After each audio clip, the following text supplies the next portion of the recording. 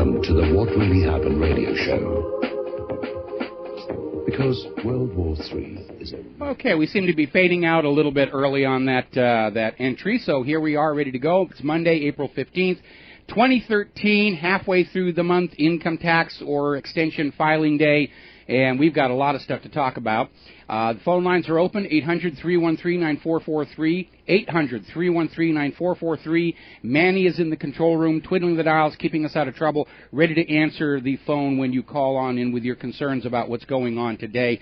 Little program note for myself personally. Tomorrow morning at 9 a.m. Central Time, I'll be the guest of Joyce Riley over on the Power Hour. Apparently, they got a lot of positive response from my last visit, and so I'm going to be doing a guest interview over there as well, for those of you who can't get enough of me here 3 hours a day on the Republic Broadcasting Network. I'm going to start off today. The big story seems to be this massive crash of the gold and silver prices that we are seeing right now. As of the last time I checked, gold is down something like 7%. It's getting close to that threshold at which they officially say, oh, it's crashing, panic is out there, panic is out there. And this is counterintuitive because our regular stock market is also way down. And the normal pattern of behavior is when the stock market goes down, people sell their stocks and they move into physical gold and physical silver as a hedge against losses. And so for both of them to be going down at the same time, there's something funny going on, emphasis on funny. And we're seeing all these stories showing up here about these paper gold sell orders, huge paper gold futures contracts, 20 billion in one spot here. Apparently there were also some rumors being spread among the investment community of millions and millions of ounces, hundreds of tons of paper gold, and I'm going to hit that paper. This is all being done with paper future delivery contracts. Friday, one of the investment banks went through Merrill Lynch brokerage to sell 100 tons of gold as paper future delivery contracts. There's no physical involved with all of this stuff. 2 hours later, another 300 tons of paper contracts were dumped on the market. These are all paper certificates. They are not physical assets. Something is going on here. And, obviously gold has plunged below 1,400. It was just hitting 1,500. Now it's gone past 1,400. The experts on TV are saying when it hits 1,200, everybody will panic and sell. Everybody's going to sell their gold here. Now, why are they doing that? You've got all these Wall Street too-big-to-fail banks that have been buying physical gold as hard as they can, and they're all saying, oh, it's time for you to sell. It's time for you to sell. Goldman Sachs Group is out there saying, oh, yeah, it's time for you to sell. If you're a smart investor, you will sell your physical gold because they want to buy it up all cheap. Scams do not get more obvious than this. Gold prices are being crushed by a flood of these paper gold contracts. And because paper gold and physical gold are treated as the same thing in the financial markets, the drop in paper contract prices is dragging down the price of physical gold.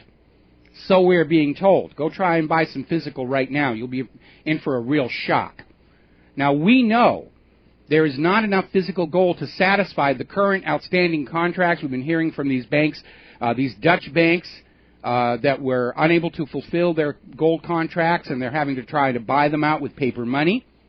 So we know there's a physical shortage. So they're pouring all these contracts onto the market. And I think the plan is they want to scare you, the American people, into rushing down to that gold buying place and selling all your physical gold so they can scoop it up at rock bottom prices, make good on those contracts they're selling, and pocket a hefty profit. This is outright manipulation. Now, we're going to take a break for commercials. When we come on back, I'm going to talk about this a little bit more in detail. And aloha, America. Welcome back to the show. We're talking about the plunge in gold prices and all of the big Wall Street too-big-to-fail firms and the Federal Reserve are out there saying, sell your gold. Take it down to that gold buying place there in your shopping mall and, just dump it all. It's time to get out of gold. It's time to get out of gold. And yet at the same time, they're turning around and trying to buy up all the physical that they can get their hands on right now. So this is a huge scam that is being done. Since Friday, an estimated 400 tons in gold have been dumped onto the gold market, but it's all paper gold. It's all promissory notes. It's a pretty printed piece of paper that says 6-8 months down the road, I will make good on this contract and deliver the physical gold that you bought today at today's prices. And one dimension of this is a flat-out scam. They're going to dump these huge contracts on the market, crush the price, scare Americans into going down and selling their gold coins and their gold jewelry and their gold whatevers, nibs off their fountain pens in exchange for pretty printed pieces of paper, and then the brokers that are selling these paper gold contracts will buy the physical gold up at rock bottom prices to make good on the contracts down the road. We were all worried about gold confiscation done by the government like Roosevelt did. It appears they're trying to do it in a very underhanded manner to scare you into selling your gold for pennies on the dollar. And then they'll just buy it up, make good on the contracts, they think, and pocket a huge profit at the same time. Now, beyond that obvious manipulation, and beyond the fact that Britain has actually started investigating whether the London gold fix, emphasis on fix, is being rigged the way that LIBOR was, I want to know who is buying all these gold contracts as the price plunges. And I would speculate that it is these major banks whose vaults are supposed to be holding gold bullion on behalf of Germany and Venezuela and all these other countries are buying up the physical gold as fast as they can, and they want to do it on the cheap. So basically this is a scam to loot the populace of their gold without making it look like a government edict that would trigger a possible violent uprising, so that they can make good on all the gold that was deposited in the New York Federal Reserve, the Bank of France, the Bank of England, and not run into a gold run on the banks. They're going to solve their problem by tricking you out of your physical gold. Now, I am not a financial wizard. Pardon me. I am not a financial wizard. One needs only look at my bank account to see that in plentiful evidence. But my advice to the listeners is the exact opposite of Goldman Sachs. And a reminder, I am not doing God's work here. As long as these fraudsters are using these paper contracts to drive gold prices down, now is the time to buy physical gold. Physical, physical, physical. Don't buy those paper contracts. We already know they can't make good on them all. And you might want to think about getting into silver because they're playing the same game there as well, driving the silver prices down so that they can buy up the physical at pennies on the dollar. If you already own physical gold and silver, do not sell it. Do not allow yourself to be panicked into selling it off. First of all, over the long term, gold will always go back up again. And second, if the American people sit tight and refuse to be tricked into dumping their physical gold on the market at pennies on the dollar, then the fraudsters can't buy it up to make good on those contracts, let alone replace the missing bullion in the New York Fed, Bank of France, Bank of England, and so forth and so on. It's a stealth gold grab. It is, I think, an act of desperation to figure out some way to make good on all those physical gold shortages by dumping the losses on the American people. So, who benefits from this plunge in gold prices? The American people who are holding gold obviously are being taken to the cleaners. And all those money center banks that played fast and loose with other people's gold bullion, now they have a, you'll pardon the expression, golden opportunity to replace that missing bullion for pennies on the dollar. And when you look at the volume of gold they're having to replace to make good on Germany's request for repatriation and all these other countries that want their gold bullion back, like Texas wants their gold bullion back from the New York Federal Reserve, obviously we're talking a huge amount of money they can save having to buy physical gold back if they can drive the prices back down. And they're going to continue to drive them down. We haven't seen the bottom. They're already talking $1,200 an ounce. They want to shove it back down as hard as they can because they can scare you into selling your physical silver and gold. They can buy it up very, very cheap and make good on their past indiscretions. Meanwhile, speaking of Goldman Sachs, apparently they have set aside something like, this was reported over in the This Is Money in Great Britain, but Goldman Sachs has set aside a bonus pot worth £2.75 billion to divvy up among themselves. So they're still raking it in over there at Goldman Sachs. Their reward for doing God's work, in the words of Lloyd Blankfein. Now, we're hearing from other people over at King World News. Dr. Paul Craig Roberts is basically out there saying the Federal Reserve orchestrated this smash in gold. And it makes perfect sense because the Federal Reserve is one of these gold depositories that appears to have leased out gold it did not own, or rehypothecate, or whatever the fancy word is for taking gold that is entrusted to you but that you do not own and leasing it out to make good on gold futures contracts, or whatever else is they did, dump it on the market to depress the prices, whatever they've been doing. There is a physical gold shortage. It's already showing up in Europe.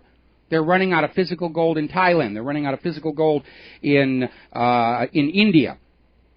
There is a physical shortage. And so you know when they're dumping 400 tons of paper gold contracts on the market, the only way they can make good on those contracts is if they can scare the American people into just running down to their little We Buy Gold storefront and sell their gold as fast as they can.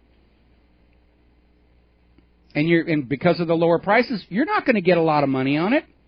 You're not going to get a lot back for it. Sit tight. Sit on it. Hang on to it. It always goes back up. In the long run, it goes back up. So this is an outright manipulation of the gold market to cheat the American people, to prop up these money center banks, to allow them to scare you into turning your gold into them so they can make good on these repatriation requests. Now, Jim Willey in an interview is saying that people trying to go out and make large purchases of physical gold are running into premium prices, over $2,000 an ounce. So there is obviously a real-world disconnect between these paper contracts and the physical gold. But in order to serve the banks, they keep tying it together. The London Gold Fix, emphasis on fix, takes the paper gold contract prices and says this also applies to the physical. It's a scam. It is a scam. And they're out there on Wall Street waving these paper gold contracts around saying, this paper is as good as gold. This paper is as good as gold. Buy it, buy it, buy it. They were saying the same thing about the Federal Reserve note back at Bretton Woods. This is as good as gold at $35 an ounce. Not since 1971. So basically what we're seeing here is all these private central banks are on a campaign to grab as much of the world's gold as they can to make good on all these gold contracts they've been selling, to keep the gold prices down, the leasing of this gold to brokerages to keep the commodities market going. And obviously, if they're going to drop this reserve system of banking and try and sell you on a gold-backed currency, they want to have the gold. And this is why I do not support a return to a gold-backed currency, because those same private central banks that wrecked the world's economy with their Ponzi scheme paper notes, they now are in control of the gold. And we're just trading one form of bank slavery for another. The only way that gold will work, or silver will work, as the basis of a monetary system is if we go back to the system we had when this country was founded. The government issues the coinage. And the money is a public utility to serve commerce, to serve the community, to serve the nation. If the bankers grab all the physical gold and then say, oh yes, let's go back to a gold standard, it'll be great, we'll be right back in their slavery again. So silver and gold as a preserver of wealth, as a hedge against inflation, good idea. Gold and silver as the basis of a new monetary system under the control of yet another private central bank, bad idea. In fact, any private central bank economy is a bad idea for the people, because the whole idea of a private central bank is the money is a money-making opportunity. It's a for-profit operation. It is not a public utility. We need to go back to money as a public utility, the way we had it back when this country was first started. And that worked for the people, worked for America, made our nation great. Then the money junkies bribed the Congress and they started the first bank of the United States, and that almost wrecked the place. When Congress refused to renew the charter, the money junkies started the War of 1812. And then the money junkies got the second bank of the United States, and Andrew Jackson shut that one down, which triggered an assassination attempt on his life. This clash of civilization they're talking about is a war between banking systems, and we are on the side of the evildoers, the private central banks issuing the public currency as a loan at interest. Has wrecked the place, and yet we're trying to force it on the rest of the world. We'll be right back. And aloha, America. Welcome back to the show. Now, over the last couple of years now, we have been talking about the extreme danger of these derivatives financial products, credit default swaps first and foremost.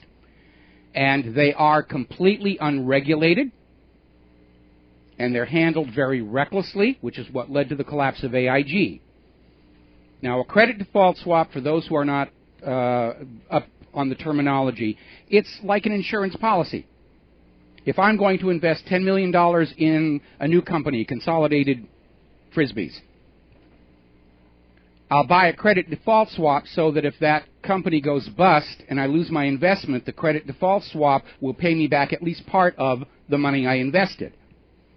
It's like an insurance policy, but there's a couple of differences. With regular insurance, you must own the asset being insured. I can buy a fire insurance policy on my home, but I cannot buy a fire insurance policy on my neighbor's home.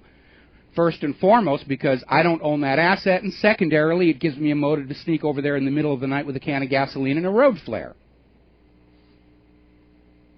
And in regular insurance, the insurance companies are required to maintain cash reserves with which to pay a reasonable number of expected claims that are going to come in, because fires do happen. With derivatives, there are no rules. They are completely unregulated. The U.S. federal government has no rules and regulations or controls over this practice of Wall Street. And so you can buy derivatives against investments and debts you don't own. And the companies that are selling these derivatives don't have to maintain cash reserves. Now, when the economy is booming up, as it was during the first part of that whole mortgage-backed security fraud bubble, credit default swaps were big business. It was money for nothing. Just the money was pouring in there, writing themselves huge bonuses and all kinds of corporate perks. And then as soon as the bubble burst and things started to go bad, these companies selling the derivatives didn't have the money to pay the claims. And that's why AIG and a bunch of other companies went bust on these things, completely unregulated. Keep that in mind. These are unregulated. There are no laws controlling these things. So we have commented before that one of the biggest threats to the American financial system are the derivatives, the credit default swaps that were sold by various Wall Street firms against Europe's debt. And they were sold at a time when everybody said, Europe will never collapse, Europe's going to be fine, it's never going to come apart. And now, of course, we're staring a potential euro collapse straight in the face. They're looting their own savers' banking accounts to keep the banks going over there. Sooner or later, there will be a default that will be impossible to ignore, because the sellers of the credit default swaps, they get to decide what a default is. And we've already seen a couple of times where an investment failed or a government's gone into default, and they say, well, it doesn't really meet the criteria, and they're stiffing the people who bought those credit default swaps. But they're not going to be able to keep on doing that. So that derivatives exposure is estimated $90 trillion against Europe's debt. When Europe collapses, people are going to be pounding on those doors on Wall Street saying, you have got to give us the money for this contract we bought from you for the credit default swap. And Wall Street doesn't have it. And I have been warning you and urging caution that what Wall Street will do is what Wall Street has always done. Turn around, shake hands with the federal government, and dump the losses on the American people. So now, post-Cyprus, we're seeing more and more of these countries like Canada and the United States getting ready to do savings account confiscation to keep the banking system going. And one of the things they're doing is they're changing the bankruptcy laws so that the derivatives, the holders of these credit default swaps, are now the top priority. They get to come in first when a bank collapses or a brokerage collapses. And I'm absolutely opposed to that because this basically is another way of dumping the losses on ordinary people, ordinary depositors. The holders of those credit default swaps will get first dibs on the liquidation of one of these banks. And because these derivatives are so huge, there may be nothing left over for anybody else. The bank's investors, the bank's customers, that's you. And I have to question the legality of this because, again, those credit default swaps are unregulated. There is no government law controlling them, so why should we, the people, be made to pay the costs of this? Basically, it's a gambling chip. That's what these credit default swaps are. They've turned Wall Street into a giant open-air casino. There's a huge gambler's ruin about to hit everybody, and they're already out there with the little buddies on Capitol Hill saying, well, we got to stick the American people with this. The federal government is saying, yeah, I guess so, because after all those members of Congress and Obama and everything, they've got huge investment portfolios in these corporations on Wall Street. And they don't want to let their investment go bust, so they're going to write the laws to protect their own wealth at your expense, and that's what they're doing right now. All right, we're going to take another break for commercials. Phone lines are open, 800-313-9443, and we will be right back. Aloha, America. Welcome back to the show here. We're watching the stock market. It is still headed down. It's sort of middle down. It's not jumping out of the Wall Street windows down, but it's definitely down, and it's got to have people getting very, very worried if the latest stock market bubble is about to burst. And again, this is why this sudden crash of the gold prices is very suspicious. Got to keep people's money in the stock market. Got to keep their money in the banks. We can't let them even think about diversifying their investment money into silver and gold. And they've been doing this for a very, very long time. We're at the end of the Ponzi scheme. There is no 11th marble. They're trying to loot your savings account to come up with that 11th marble. It is a pyramid scheme. I have been saying that for years, and I am not the only one. Bill Gross, Nouriel Roubini, Lawrence Kotlikoff, Steve Keen, Michael Chasovsky, the Wall Street Journal, New York Times are all starting to say it looks like this private central banking scheme is a Ponzi scheme. It's a pyramid. And because by design these private central banks always produce more debt than money with which to pay that debt, it is all insolvent. And they've been trying to float it along by just printing money with wild, reckless abandon, quantitative easing.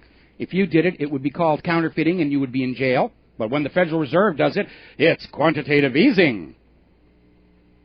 And of course, because quantitative easing is destroying the value of the dollar, now they're going into quantitative looting or haircuts or whatever the euphemisms they're going to use. It comes down to the same thing. They are stealing from you.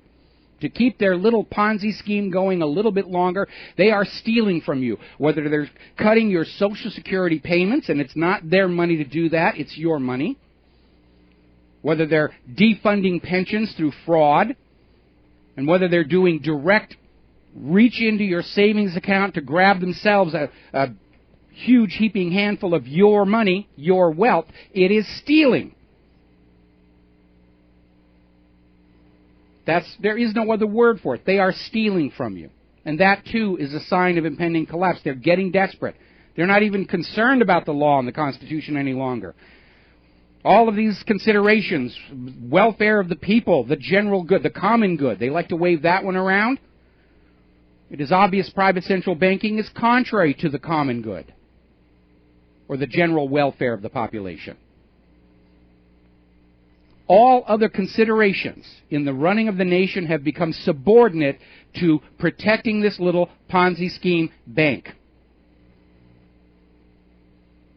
Now, internationally, we have been talking about how the goal of these U.S. invasions in nation after nation after nation is to shackle those conquered nations or regime-changed nations, is to take their natural resources and shackle them to the dollar to keep the dollar prominent or in control of international commerce, to try and force the world back to Bretton Woods. This policy is failing, because China continues to make deals for direct currency exchanges with other nations without going through the U.S. dollar. We reported last week they've made a deal with Australia for direct currency swaps without going through the dollar. Now with France, Brazil, and Great Britain, nations are moving away from the dollar faster than the United States can conquer them. This gamble to dollarifice the world's resource-rich areas and force the world back onto Bretton Woods is already failing. And sadly, tragically, our government has gone too far down this agenda to simply call it off, say we're sorry, and go back to status quo ante. It is a failed policy, and it's leading us to a new world war. Now, a lot of people are talking about the new head of the Securities Exchange Commission, Mary Jo White, who's a financial industry insider. And they were wondering, is she really going to do the job, or is she simply there to keep the SEC from enforcing the laws against the financial center? And it's starting to already come down on the latter. And basically, when at her swearing-in, she made this speech praising the Securities and Exchange Commission officials for vigorously enforcing the securities law, which is amazing because the SEC has yet to go after any of the perpetrators of the mortgage-backed security fraud. And, of course, they were looking the other way for 12 years while Bernie made off with the loot, screwed his own investors to the tune of $65 billion in a Ponzi scheme. So don't get up there and praise the SEC for vigorously enforcing the security laws. They've been doing quite the opposite. And if she's making a statement like that, then basically nothing is going to change at the SEC. They're going to sit around their offices. They're going to watch porn on their taxpayer-funded computers. They're going to maybe go out and make a few token investigations or examinations, and nothing will get done. When the SEC was dealing with the accusations against Bernie Madoff made by Harry Markopolos, who handed them all the evidence they needed to prosecute, the SEC sent some junior-level investigators over there, and those junior-level investigators, they did not investigate Bernie Madoff. They handed him resumes. They wanted in on this good thing that he had going. And, of course, now Bernie Madoff has gone public saying that the big banks like J.P. Morgan, Goldman Sachs, they knew it was a Ponzi scheme, but because they were getting a piece of the action, they were perfectly happy to go along with this thing. They're making money. Who cares who gets hurt? Because the only priority left in this nation is acquisition of wealth. Nothing else matters anymore. Quality products, oh, how 20th century. Concern for the community, oh, so last decade. It's all about just grabbing wealth by means fair and foul. Now, proving that our media celebrity culture is seriously screwed up, apparently there is a movie coming out about Bernie Madoff. He's getting his own documentary. Huzzah, huzzah, huzzah. It's going to be debuting at this year's Tribeca Film Festival, and it's got some heavyweight talent behind it. Director Victor Kubitschek and Derek Anderson, who were behind the Terminator Salvation movie. And the name of this documentary is In God We Trust. And I think, if I understand between the lines, it's going to be very sympathetic. Oh, really, he didn't mean to do... Look at the co-founder of NASDAQ. He's a hard-working man who just went wrong. We should all feel sorry for him. And I don't. And I suspect this is going to be very much a puff piece, protect the bankers piece, like HBO's Too Big to Fail, which was rushed into production and onto HBO following the awarding of the Academy Award for Best Documentary to Inside Job, which told the real story of how this mess got started with the mortgage-backed security fraud. And they won the Academy Award, and it just sort of went away. You can still buy the DVD. Wasn't shown on HBO. They had their own Too Big to Fail, which was just a puff piece that made all these Wall Street insiders look sympathetic Oh, they're hard-working men. They are just caught in forces beyond their control. No, they aren't. They made this mess. The Federal Reserve made this mess. Private central banking always makes this mess. By the way, if there's any filmmakers out there working on a documentary about me, I want Dwayne "The Rock" Johnson to play me. Because I look just like him, really. It's like looking in a mirror. So, Dwayne "The Rock" Johnson. All right, anyway, now. Interesting little story, and this is coming out of the Daily Mail in Great Britain, and it repeats something that was also covered in that documentary, Inside Job. There is massive cocaine abuse in the banking sector. And it was on Wall Street, and now this article in the Daily Mail is saying it was also a problem within the British banking crisis. It's the thrill. And if you go back to that Inside Job documentary, they have a segment in there where they talk about wiring these Wall Street players' brains up to PET scans to see what's going on inside the brain, and then run some simulated trades. And they discovered that when these Wall Street traders hit a big score, the pleasure center of their brain would light up, and it's exactly the same part of the brain that lights up when you're doing cocaine. And this is why I say when we look at the abuses of the financial system, we are dealing with addictive behavior. These are not rational, logical human beings. They're feeding an addiction. They're money junkies in the very most real sense of that word. And we have all seen how people who are addicted to other drugs like alcohol or tobacco or meth or whatever else is out there, heroin and cocaine, they are completely insensitive to the harm their habit does to their families and their community. They don't care. It's that next fix, that next rush, and they're documenting exactly the same behavior in these Wall Street and British banking money junkies. They're caught up in this need for the next thrill. Get it from a trade. Get it from cheating somebody. It feels good to be bad. And if I haven't made a big score today, just go and do a lot of cocaine and I'll still feel fine. These are seriously ill people, and we need an intervention. We recognize when other forms of addiction are destructive of society. But the money junkies, because they are able to wrap themselves in the finest clothing and the finest jewelry and drive the fanciest cars, we don't realize we're looking at the symptoms of a very destructive process, destructive of the nation as a whole. It's like those mid-level investigators from the SEC. They want to get in on it. Now, down in Australia, they're still dealing with the aftermath of the liquidation of Lehman Brothers.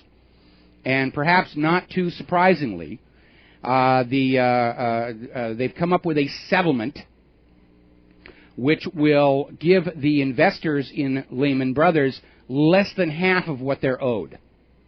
So they're shorting the investors, they're shorting the customers, they're keeping all the money for themselves. Now we're getting this very alarming story out of MarketWatch of a potential change to federal law that governs pension plans, which would leave it up to the corporations to reduce benefits paid to retirees in the event of financial difficulty.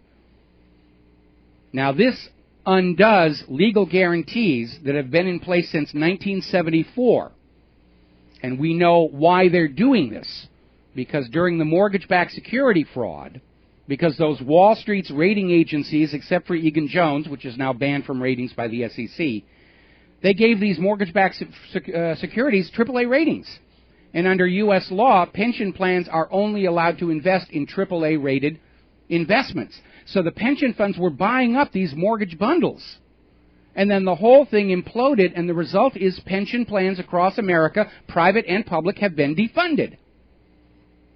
And rather than turn around and say it was Wall Street that did this to us, it was the rating agencies that did this to us, they're turning around and telling the retirees, say, sorry, we don't have the money, you're going to have to make do with less. So the new official U.S. policy is work them until they drop retirement. Oh, how 19th century that is.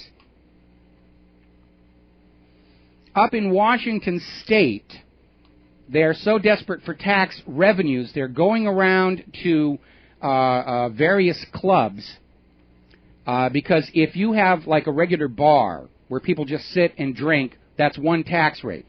But if you offer dancing, that's a higher tax rate. And they're going around looking for any bars where anybody's just dancing, even if there isn't a dedicated dance floor, even if there isn't a band. It's just somebody puts a couple of quarters in the jukebox and they make a space over by these tables and they dance. They're now going to reclassify them as dance clubs so they can tax them at a higher rate. The other day we were talking about how up in Oregon they are taxing you for the rain that falls on your property. This is now being suggested at the federal level. They're going to use satellites to estimate how much rain falls on your home, and you will have to pay a rain tax. Because those raindrops belong to the king, you insolent knave. I refuse to pay the rain tax. What are you going to do, put a giant umbrella over my property? So they're grabbing money, they're spending it on themselves and their buddies. Do you know that Homeland Security's new headquarters costs $3.9 billion with a B? This is the largest federal construction project since the Pentagon was built. No budget cuts there to Homeland Security. No budget cuts to aid to Israel. It's completely untouched. They're cutting Social Security payments, they're cutting Medicare, they're cutting education, they're cutting all the things that you agree to pay taxes for. But the Pentagon gets all the money they want, Department of Homeland Security gets all the money they want, and of course Israel gets all the money they want. And a lot of people are scratching their head because while the United States economy is clearly hovering at the edge of collapse, Israel's economy is booming. They've taken all that money that you were forced to send them, they turn around and they buy the very best of American companies and they move them to Israel. Look at how many companies started here in the United States have now left these shores and been lured to Israel by generous tax incentives and outright cash grants. Israel is getting rich on technologies America developed. And yet the government goes on sending them billions and billions of your tax dollars every single year. Now, there was an interesting little story that came out of the New York Daily News. And the headline read, Arizona couple moves into tiny home. They've gone from paying $1,500 monthly expenses to $350 a month, including utilities. And this news story is trying to sell you the idea that moving into these little tiny homes is the trend of the future. And you know something? Those little tiny homes they're showing are, for all intents and purposes, the same as the serfs' huts in medieval Europe. In fact, they're a little bit smaller than those. That's the new normal. In order for the bankers to have more, you must live in a little tiny house, and we put up the picture that they were showing. Look how happy these people are in this little tiny cottage. It's smaller than a mobile home. We couldn't live there. You can't fit a piano in there. It's a holding cell. And it's like all of the social advances of the last 500 years never happened at all. You must make do with less so the bankers can have more. You must make do with less so the bankers can have more. You must make do with less so the bankers can have more. That's it. They're trying to sell you that it's a good thing to live in a little tiny box. Because you'll spend less money, which is certainly true. What's going to happen with all that money you save by moving into this little tiny closet with a picture window in it? They're going to tax it away from you. They're not going to let you keep that extra money that you saved moving into a little tiny house. Now, when we come back from this commercial break, I have a comment about Bitcoin. I've had a lot of people calling me about this. What's going on? I don't understand it. Is it a good idea? My answer continues to be a resounding no, it is not. And I will explain why when we come back. Aloha, America. Welcome back to the show. And there's been a lot of talk about Bitcoin, about this virtual currency with no central issuing authority, although there are obviously centralized Bitcoin exchanges, some of which have had some problems. We've seen the value of the Bitcoins going up and down, and it's just very, very crazy. It's yet another imaginary currency that has no basis in a commodity. And a lot of people are saying, is this really an alternative currency, or is it just turning into another dot-com bubble? And I tend to think of that. But the most fundamental reason to ignore Bitcoin at this point, because they talk about the process of Bitcoin mining, so let us use a term from mining called the unit cost of extraction. when you see somebody go up to Alaska, I know they got some reality shows about these people who go up to Alaska and they're mining gold.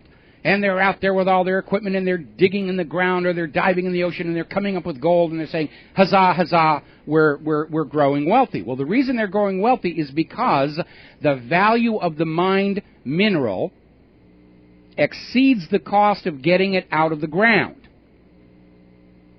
And miners are always thinking in terms of the unit cost of extraction. How much does it cost to get 1 pound of whatever it is I'm mining? Gold, silver, coal, molybdenum, copper, whatever you're mining. How much does it cost to get that unit out of the ground, and how much can I then sell that unit for? And if you can sell that unit for more than it costs to get it out of the ground, you are in a profitable business. It's like people talking about oil in the deep crust. It may be down there, but if it takes more than a barrel's worth of oil in energy to get that barrel of oil up from the deep crust, the game is over, and it doesn't matter how much oil is down there. It's that unit cost of extraction. Now, let's apply it to Bitcoin. It turns out on examination that people who are running these Bitcoin miners are spending more money in terms of wear and tear and depreciation on their computers and their electric bills to run these Bitcoin miners than the resulting Bitcoins are worth themselves. When one of my very good friends here locally tried to get me involved in Bitcoin mining, and I said, let me get this right. You've taken a $3,000 computer and you've run your electric bill up by an additional $80 per month to get $35 worth of Bitcoins. And at the time it was a joke, but it turned out that's really what's going on. The people who are mining Bitcoins are spending more money to mine those Bitcoins than the Bitcoins themselves are actually worth. And for that very reason, this is a complete failure. Now, the people who are running this Bitcoin mining, which I still think is a crowdsourced encryption key breaker, they're getting out ahead. The brokerages in Bitcoins are getting their piece of the action. The hackers who are out there with their malware hijacking other people's computers to do the Bitcoin mining for them are making money. But ordinary people trying to play the game by the rules that were set up, oh, my computer is Bitcoin mining, they're getting screwed.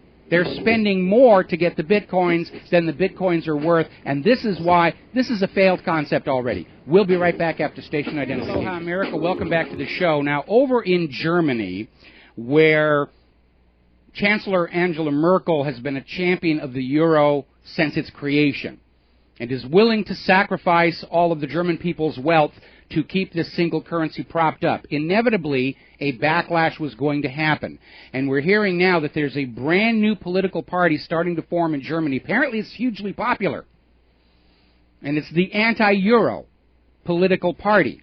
And they are forming together for the sole aim of getting the country out of the euro and the European Union before this rising economic burden the Germans are being forced to pay triggers a collapse inside Germany itself. Now remember, up until recently, Germany and France were carrying the brunt of trying to prop up these other European nations from this Ponzi scheme, European Central Bank. And France has recently been driven into recession. Their usurious tax rates have driven many of the highest earners to seek new homes in tax-friendlier climes. And so France is out of the picture. They have no more to contribute to this, and the burden has fallen on Germany, and there are financial experts saying that unless there is a major change, Germany will sink into recession by this autumn, a major one. And again, it's all that 11th marble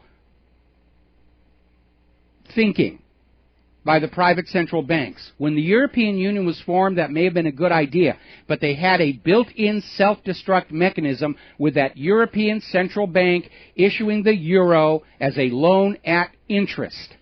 No nation, no union can survive such a bank for very long. We've had 3 of them in this country. All 3 have driven the nation to the edge of collapse. The first 2 had to be shut down, which resulted in wars and assassination attempts. Now we're in the grip of the 3rd one. This is the 100th year of this pyramid scheme. And look what it has done to what used to be the greatest nation on earth. So the people of Germany are wising up. They're learning from the mistakes the Americans made. And they're forming a political party for no other purpose than to get Germany out of the European Union, to get it out of the euro. When Germany leaves the euro, the rest of the eurozone is going to collapse, and we're back to those credit default swaps coming due that Wall Street sold against Europe's debt. And they're already laying the legal groundwork to dump those losses on you, to take your savings accounts. And just a reminder, just because something is the letter of the law doesn't make it right. Everything that Nazi Germany did in World War II was the letter of the law. We know it wasn't the right thing, or we wouldn't have declared war on them. We know that just because Obama is out there saying that torturing these detainees is the letter of the law, we know it's not the right thing to be doing. So when the bankers stand up and say, I have a law that says I can take your savings account or I can take your home without necessarily having the title or the note to it, that's the law, you just have to sit there and take it. No, you don't.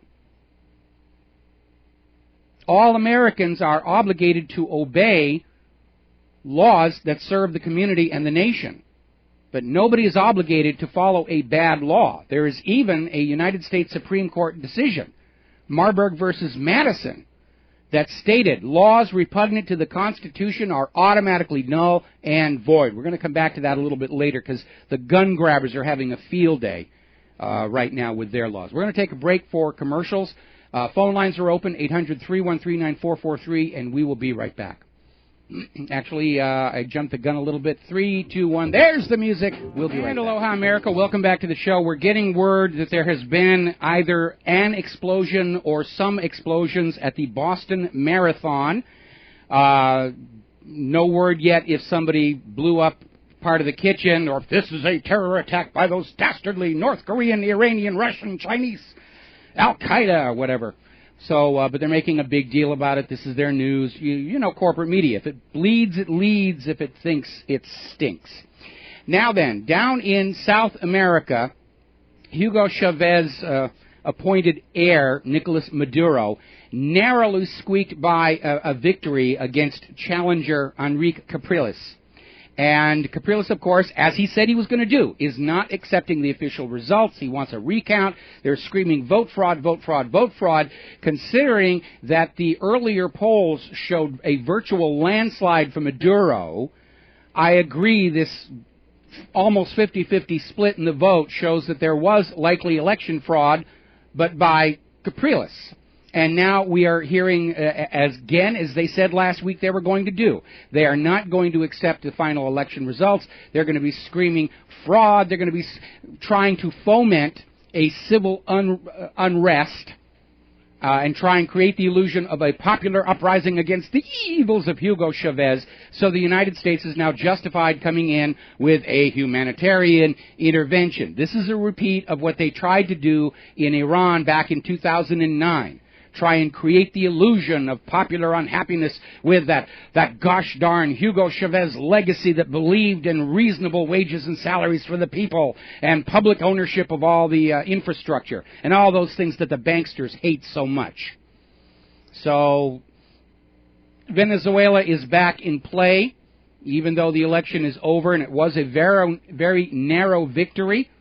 Suspiciously narrow given those pre-election polls that showed a huge lead for Maduro.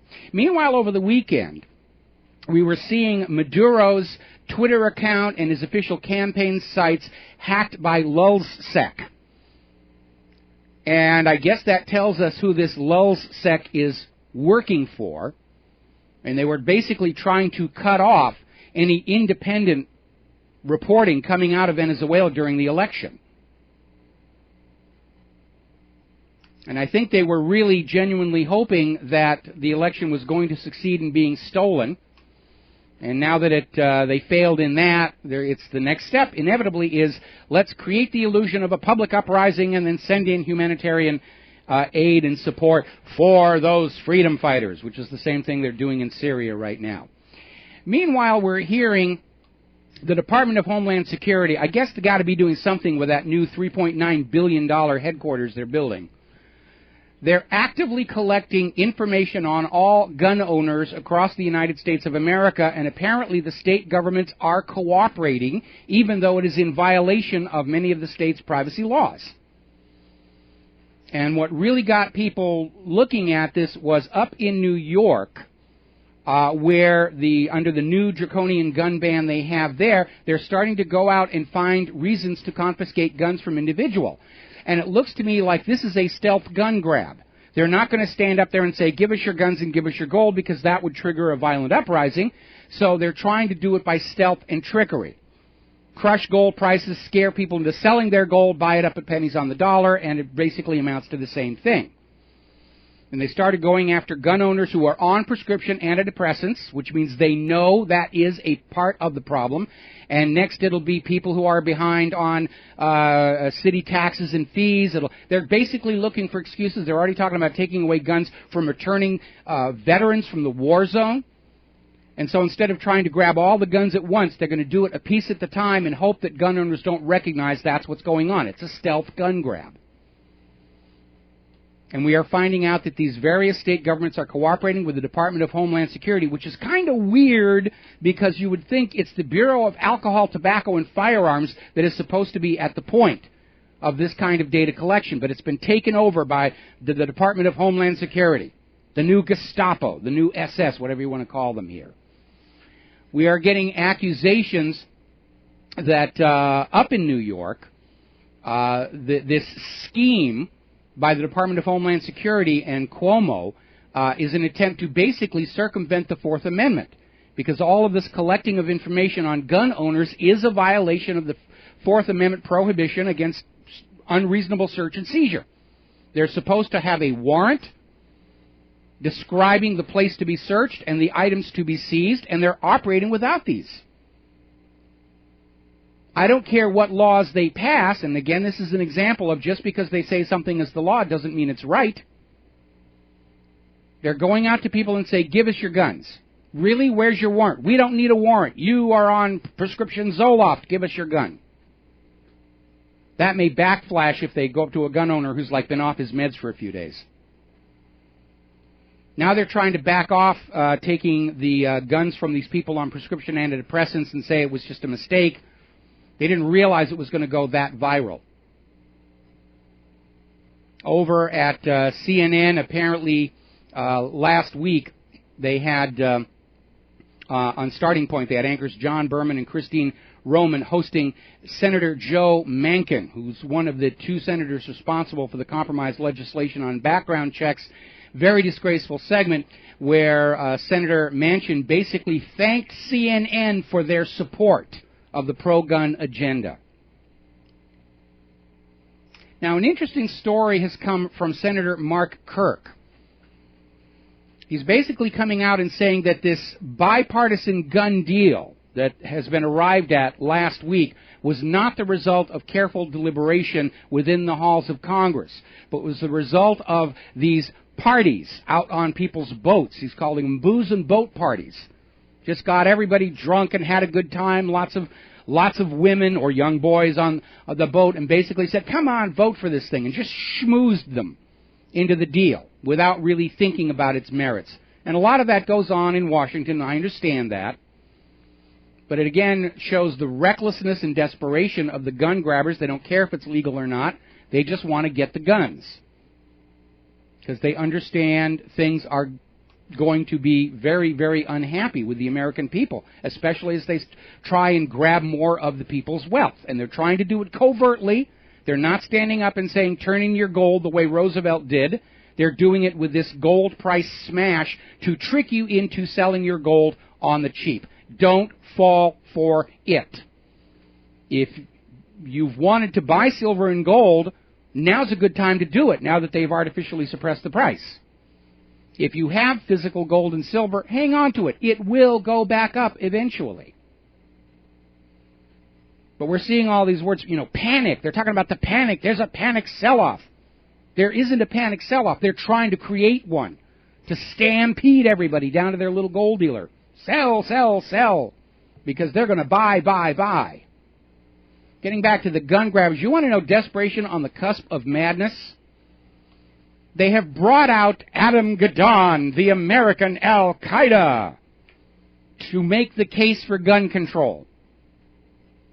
Now, for those of you who don't know about Adam Gadon, he's been billed for years as the American Al-Qaeda. He's their media maven. He makes all these videos that are waved all over the corporate media to scare us all about scary Al-Qaeda. And by the way, Adam Gadon is not his real name. His real name is Adam Perlman. He's the grandson of a member of the board of directors of the ADL. He has been outed numerous times for being a complete fraud. And now they're going to recycle him and say, yes, Adam Gadon is out there making the case for gun control. That's a bit of a reach, but as I said before, this displays a certain degree of desperation on the cusp of madness. More and more gun manufacturers are leaving Connecticut after their draconian gun law there. They're heading down to more gun-friendly places like Texas.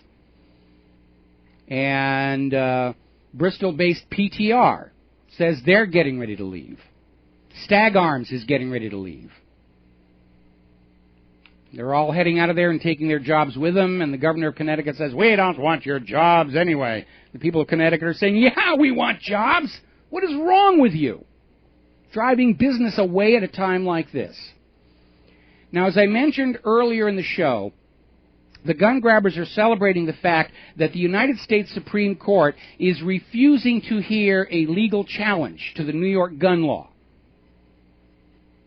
to whether or not it's a violation of the Second Amendment. And this is a way that some very bad laws are allowed to stand on the books. There'll be a constitutional challenge that goes to the Supreme Court, and the Supreme Court simply says, we refuse to hear the case. We will let the lower court rulings or the law just stand as it is. But there is a little bit of a wrinkle, because as I mentioned before, there is a prior United States Supreme Court decision, Marburg versus Madison, that stated laws repugnant to the Constitution are automatically null and void. And so by simply refusing to hear this challenge to the New York gun law does not mean this New York gun law is constitutional or even ought to be obeyed. Because under Marburg versus Madison, because it is so repugnant to the Constitution and the Bill of Rights, it is the New York gun law is technically, under that Supreme Court decision, already null and void. Of course, we're dealing with a government that doesn't obey the law any longer. Obeisance to the law and the Constitution, those are subordinate to protecting the bankers and grabbing the wealth. Going to take a break for commercials. We will be right back. Aloha, America. Welcome back to the show. We're following up on these reported explosions at the Boston Marathon near the finish line. 2 explosions reported. They're showing video all over the place. This obviously reeks of a false flag staged incident. The only question now is who's going to get framed for it. We need to remind Americans there's a terrorist threat. Remember that wonderful speech by John Hurt at the end of V for Vendetta? We have to remind them why they need us. Classic case here. Now, let's just hypothetically say that you are a North Korean or an Iranian, and you're very unhappy with the United States of America.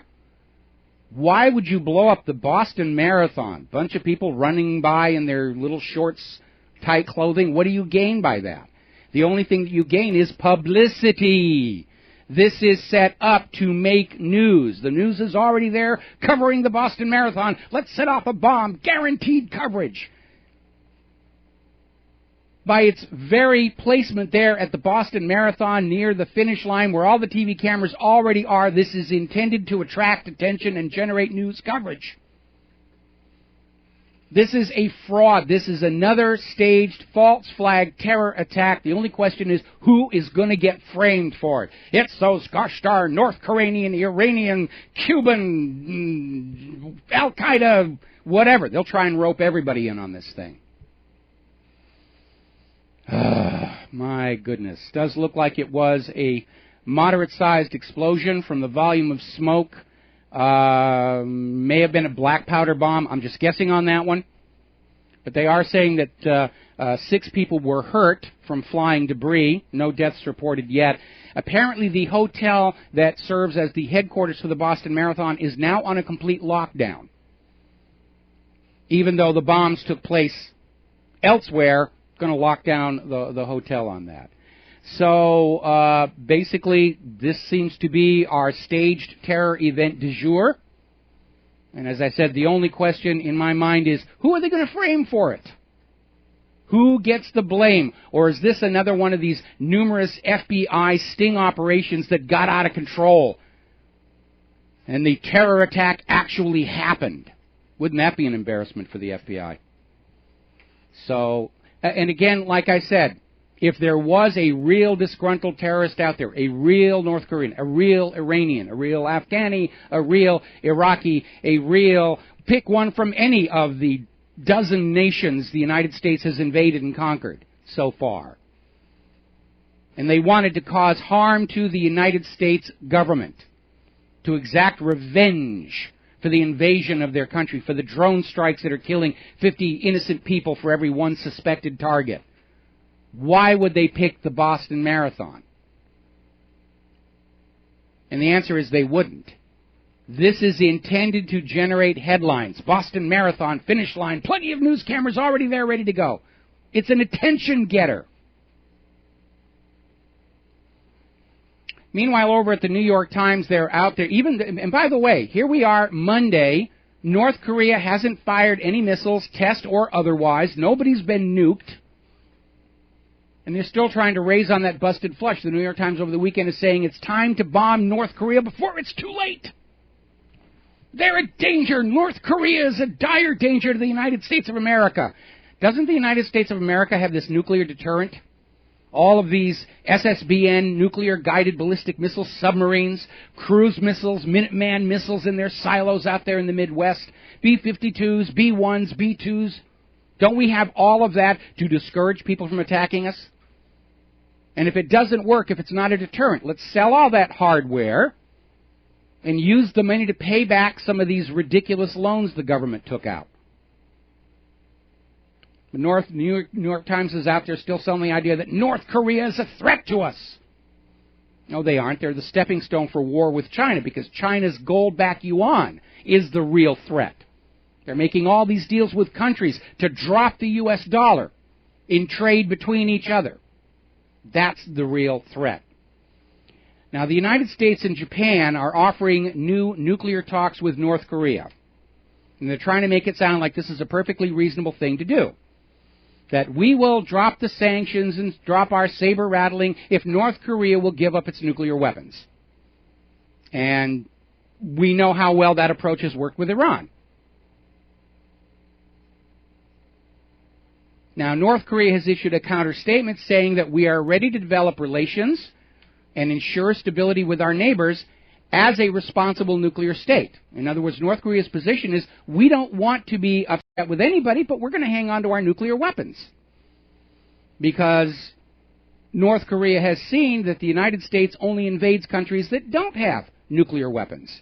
And this is where the U.S. history of invading nations that don't have nuclear weapons is going to come back to haunt them.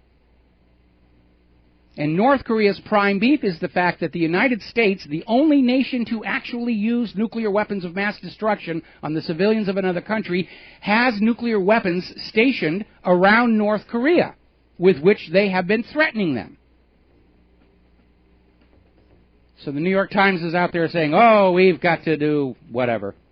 All right, we're going to take a break for commercials. We'll be back. Keeping an eye on this thing at the Boston Marathon. We'll be right back. And aloha, America. Welcome back to the show here. And, of course, the big news of the day on the corporate media are the two explosions at the Boston Marathon. Now getting a report of a potential third device that they're looking into. Over on Twitter, somebody posted a picture of the aftermath of the first explosion that caught the second explosion in progress. And looking at this, these are low-brisive explosions, low velocity, no shock wave. And again, quite probably going to look like they're homemade. And we're looking, as far as I can see, there's two possibilities. One is this is a false flag attack to remind America that there's a terrorist threat and to do what the TSA tells you. Or second, this may have been one of the many FBI entrapments.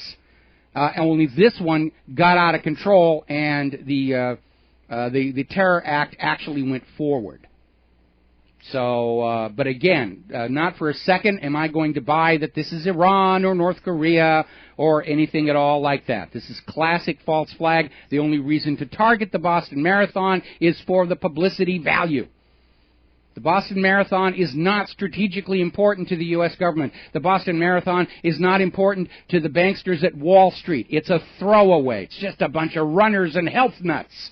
We can blow up a whole bunch of those and not really affect the country. But it makes for good press. So, I'm going to be keeping an eye on that. And again, the big question is, who's going to get framed for this? Who's going to get framed? Yeah, I'm getting emails from people saying, yeah, a false flag just happened in Boston, and we'll be keeping a look at that. Now, over in Syria, maybe they'll blame Syria. We know how Syria feels about marathon runners. Marathon reminds them of Greece, and they hate the Greeks, so that's why they're going to go to Boston and blow up the marathon, or whatever linkage they're going to try and create from this thing. But this is clearly, it's a false flag. Now, over at English Fars News, they're reporting the leaders of the hired mercenary armies in Syria have admitted they are receiving vast amounts of money and arms from foreign sides, other countries, and that they are being given the money and the weapons specifically to carry out acts of sabotage intended to undermine the Syrian government. Now, as a corollary to that, the United States is out there proclaiming that they lead the world in humanitarian assistance to Syria. That the United States all by itself shoulders 25% of the global aid to Syria. And we have seen before how so-called humanitarian aid turns out to be bombs, bullets, weapons, things like that. France's media has now admitted that the so-called Syrian opposition is Al-Qaeda, Islamic jihadists, who, if they succeed in taking over Syria, are not going to be friendly to the United States at all. Of course, we understand what the United States game is. They're going to let these jihadists do the lion's share of the work, and then at the last second, they're going to throw a puppet government in place, saying, you know, thanks a lot for all that you did for overthrowing Assad, but we've decided we're going to put this other government in there. And then there'll be a real revolution, because all those people who overthrew the Syrian government are going to set about overthrowing the new puppet U.S.-backed regime. I don't know who in Washington, D.C. is planning these things out, but they don't seem able to think much further ahead than the next news bite. And that's a very lousy way to be running a strategic campaign. Syria has denied the British claim that traces of chemical weapons were found that go back to Assad's government. This has been the, you know, like Saddam's nuclear weapons, Syria's chemical weapons, just more of the lies that they use to sell you these wars. And when I read this story, where Britain is claiming to have found a sample of soil with prohibited chemical weapons on it and somehow magically knew that it had to be Syria's government and not the hired mercenaries, reminded me very much back during the Clinton administration. You remember that whole Monica Lewinsky blue dress thing? And Monica Lewinsky finally got her chance to testify in congressional hearings about all the little dirty things that have been going on in the Oval Office. And when Monica Lewinsky was done testifying, she walked out of the hearing room expecting a phalanx of news reporters to ask her to elaborate on what had been going on between her and Bill Clinton. Not that anybody was particularly interested, but she walked out onto the steps and they were completely empty because while she was inside, Bill Clinton decided to haul off and attack a suspected biological weapons factory in Sudan. And they sent in the cruise missiles to flatten the place, and Clinton insisted he had to attack that facility right then and there, stealing Monica's media thunder, because a test of a soil sample from the grounds revealed chemicals that indicated weapons development. Now, it later turned out the factory produced civilian medical products like aspirin.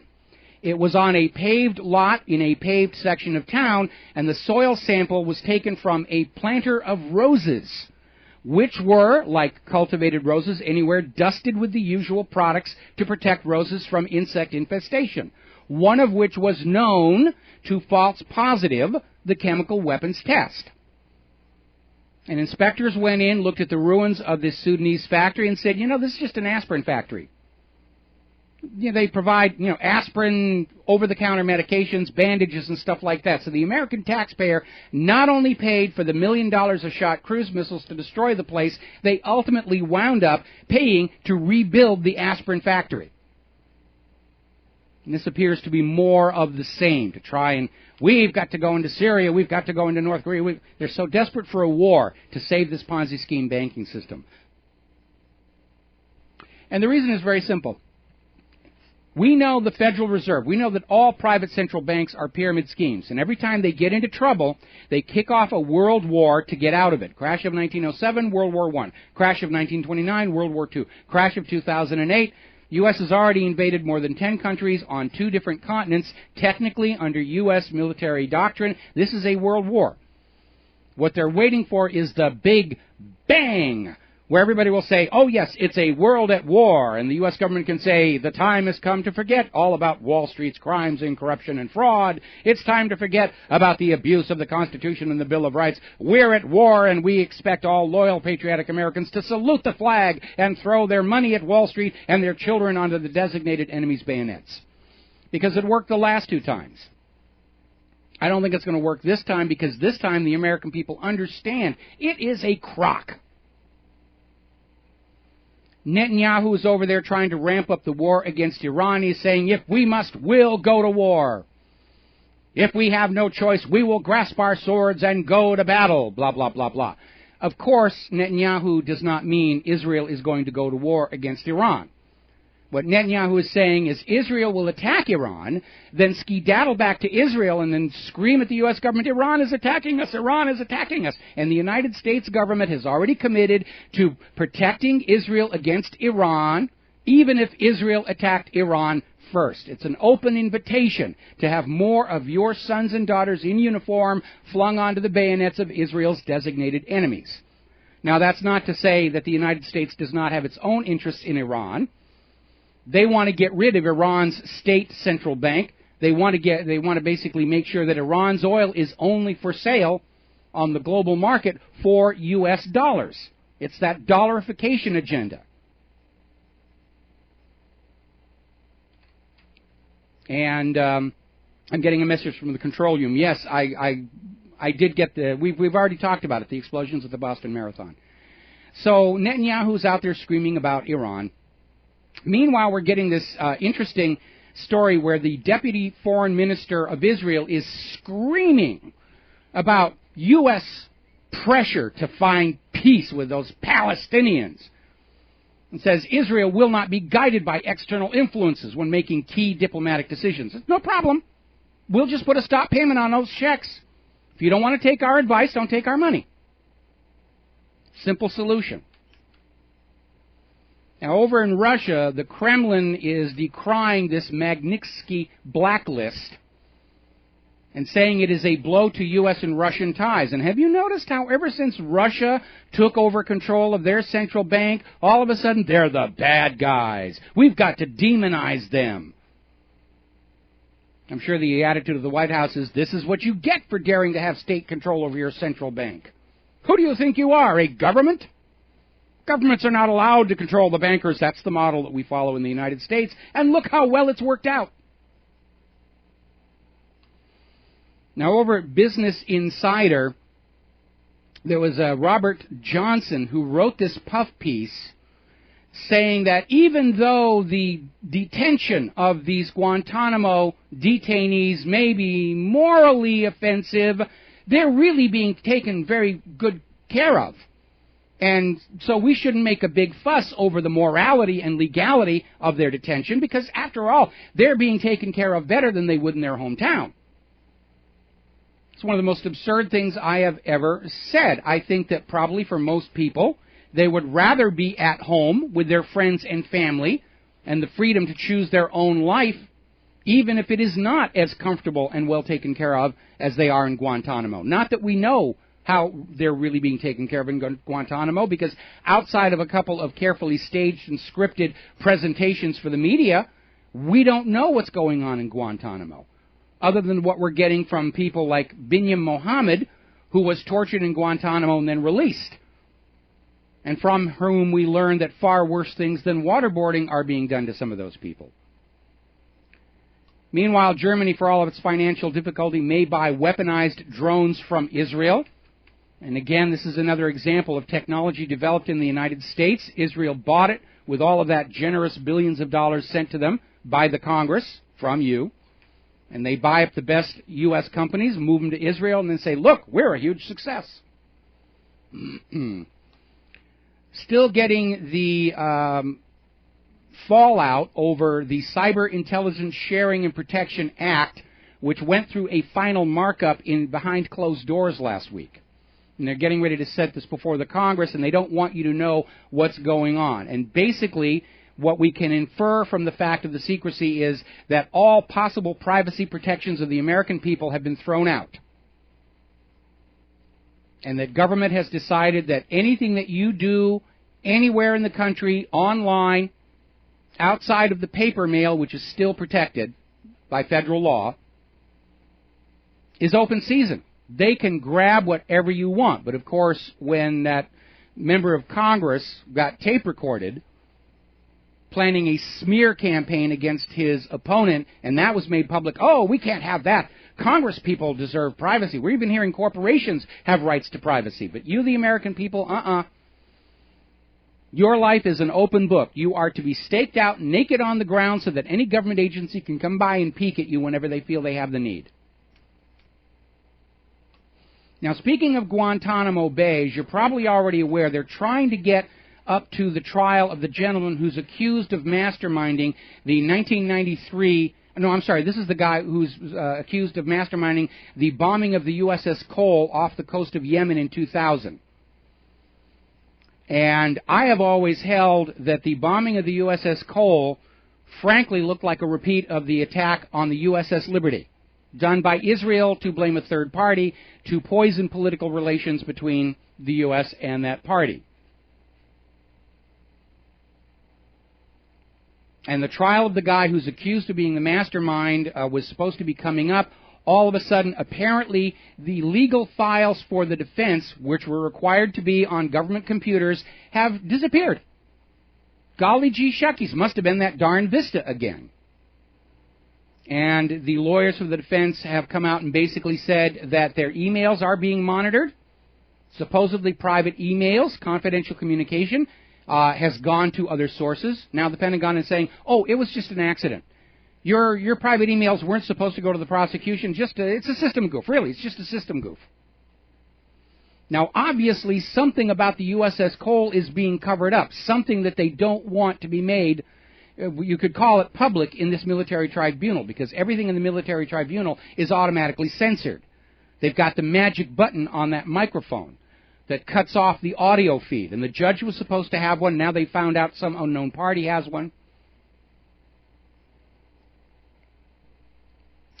But as far as I can see, the most likely possibility, and I said this back when the Cole was attacked, is this was another Israeli false flag operation, like the attack on the USS Liberty, like the Lavon affair, like 9/11 itself. And they're trying to create the case that this dangerous Arab Muslim was behind it all. And the prosecution is realizing they don't have a case, so now they're having to cheat. Destroy the defense's legal files, peek in their emails. That's not the actions of a government or a prosecution that is confident they've got a solid case. All right, looking back here, of course, the corporate media is going to be spending all day on these two explosions at the Boston Marathon. They've apparently evacuated the Lenox Hotel. They're saying there may be a bomb there. Another possible bomb at the Mandarin Hotel.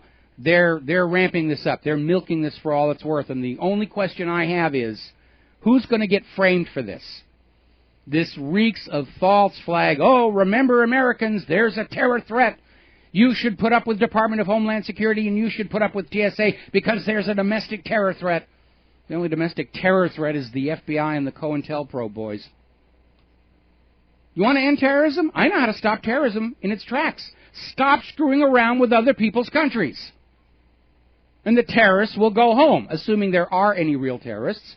And I don't think there are. I think they're all fake, and I'll tell you why.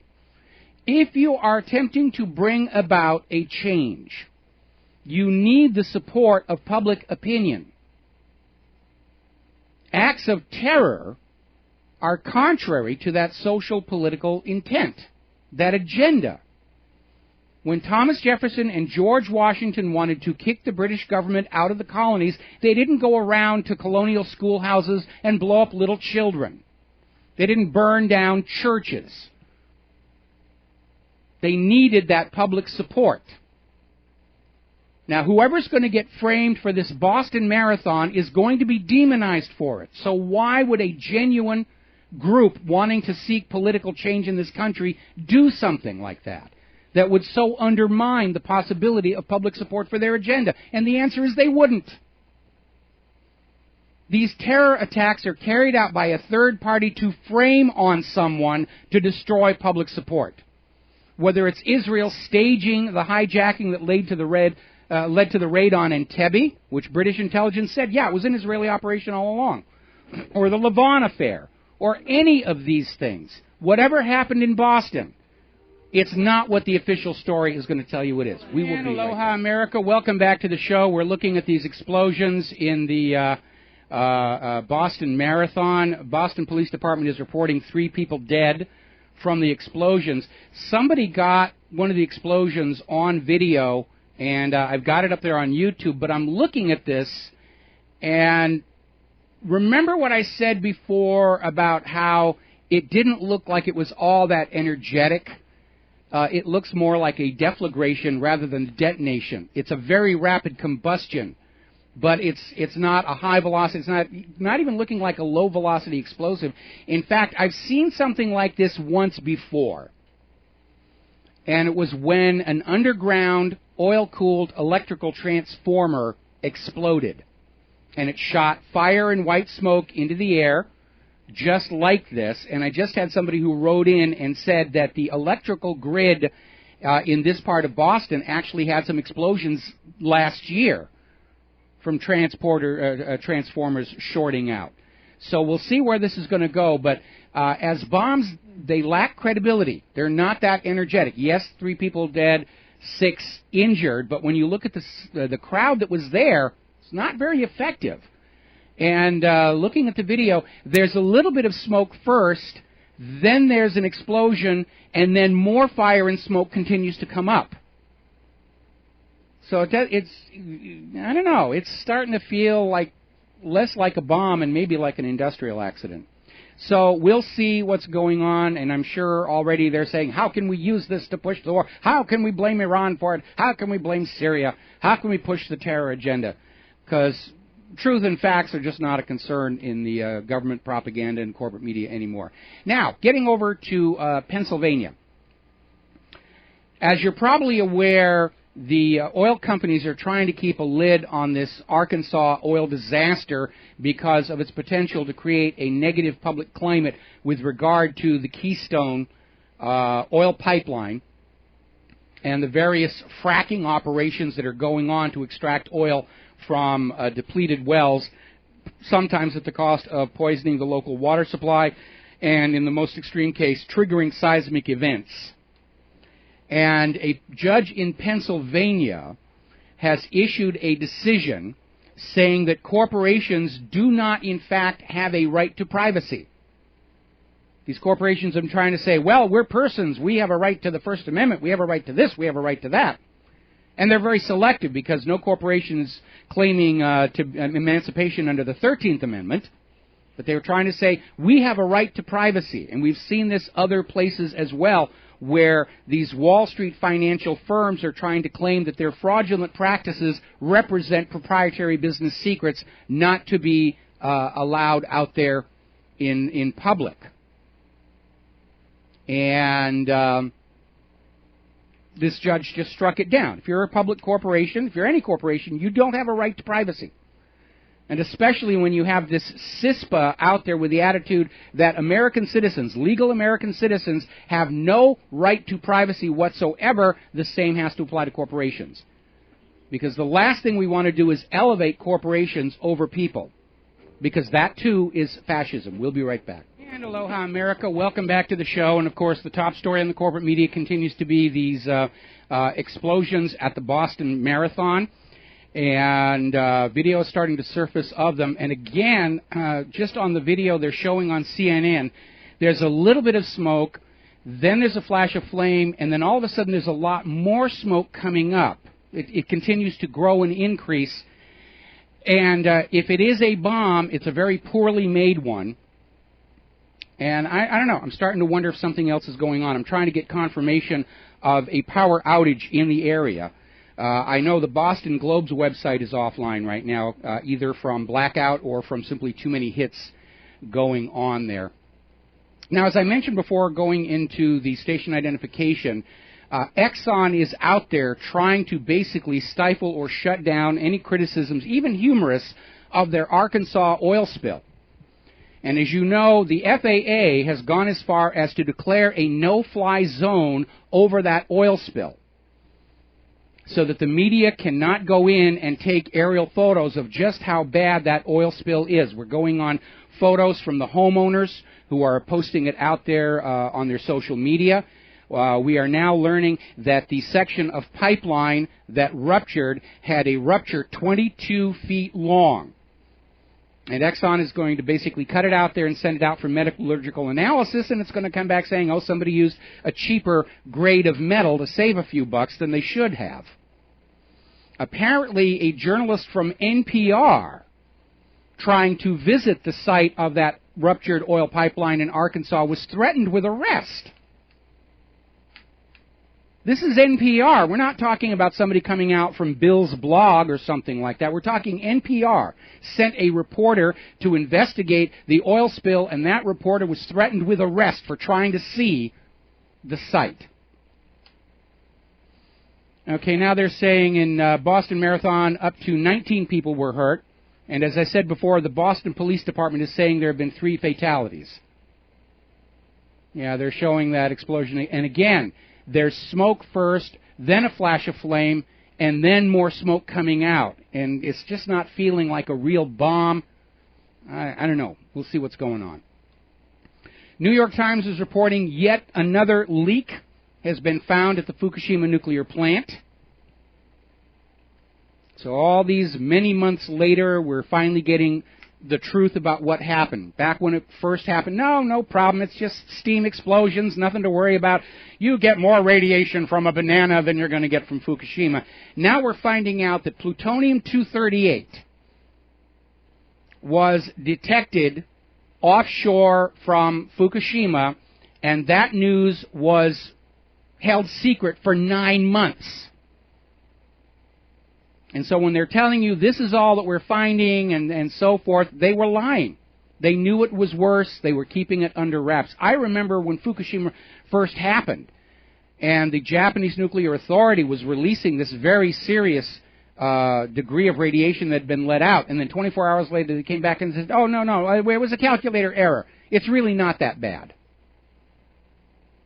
So they've been fudging this thing all over. Now, of course, we're hearing that at some point they have run out of space for all this highly radioactive water they've been using to try and cool the reactor cores and the spent fuel rod pools. These tanks they've built are leaking. They don't know how to fix it because they're just holes in the ground lined with plastic, and the plastic is starting to perforate. And so now they're basically at the point where they're just going to say, well, we're just going to dump it in the ocean, which is what they were supposed to keep from doing by building all of these holding pools. Even Bloomberg is saying increasing risk of Fukushima radioactive waste being dumped into the Pacific Ocean. So Barack Obama has leapt into action to guard us all from hazardous levels of radiation in our drinking water. By executive order, he is raising the maximum allowable radioactivity in your drinking water. We'll be right back. And aloha, America. Welcome back to the show, and we're still keeping an eye on this story from the Boston Marathon, 2 explosions. I saw another video which does indicate a greater degree of energy of this device than had been visible from the other angle. But again, this just reeks of a staged false flag incident to sell us all on terrorism and threat and just, shut up about those stupid little civil rights and go along with whatever the Department of Homeland Security tells you. And again, if there was a real terrorist who wanted to inflict harm on the United States government in retaliation for drone strikes and regime change and the rest of it, why the Boston Marathon? The Boston Marathon is not strategically important to the U.S. government. It is not critical to the financial system of Wall Street. The Boston Marathon was targeted simply because it would attract attention. There are TV cameras there. It's an opportunity to make headline news. That's all it is. It's an attention getter. We're getting a story that apparently there is a fire over at the JFK Library. This is just over Twitter. Whether it's related or not, we don't know, but apparently there was an incident there. There's all kinds of rumors flying on this situation. And again, the corporate media is saying 2 dead, 23 hurt. Boston PD was saying 3 dead a little while ago. But again, the big question, who are they going to blame for this? Because the first assumption right now is this is another 9/11, it's another Pearl Harbor, it's another torpedoes in the Gulf of Tonkin. It's a government-staged incident to blame on a third party to ramp up that war fever. We've got to get North Korea, we've got to get Iran, we've got to get Syria, we've got to get the Patriot movement. So that's what we're waiting to really find out, is to say who is going to get the blame for this. There'll be an anonymous phone call to the newspaper saying, "Hi, we're Iranians. Come and get us, you schmucks." Now, getting back to the situation in Fukushima, as I mentioned before going to this last break, Barack Obama, by way of executive order, is going to deal with the possibility of elevated levels of radioactive contamination in our nation's tap water.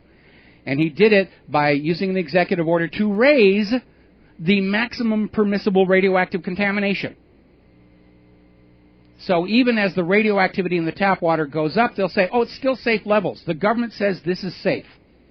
Remember that melamine scandal, where all of a sudden it turned out there was this synthetic protein, plastic-like material was being added to pet food and even baby food by Chinese manufacturers. And they made a big deal about it. How dare those Chinese put this melamine in these products? And then all of a sudden they found out American manufacturers are doing exactly the same thing.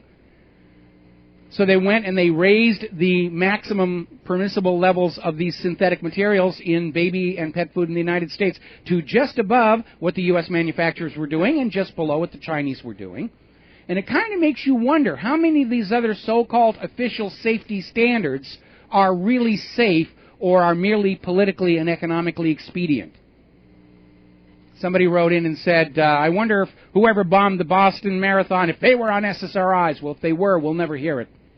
We will never hear it.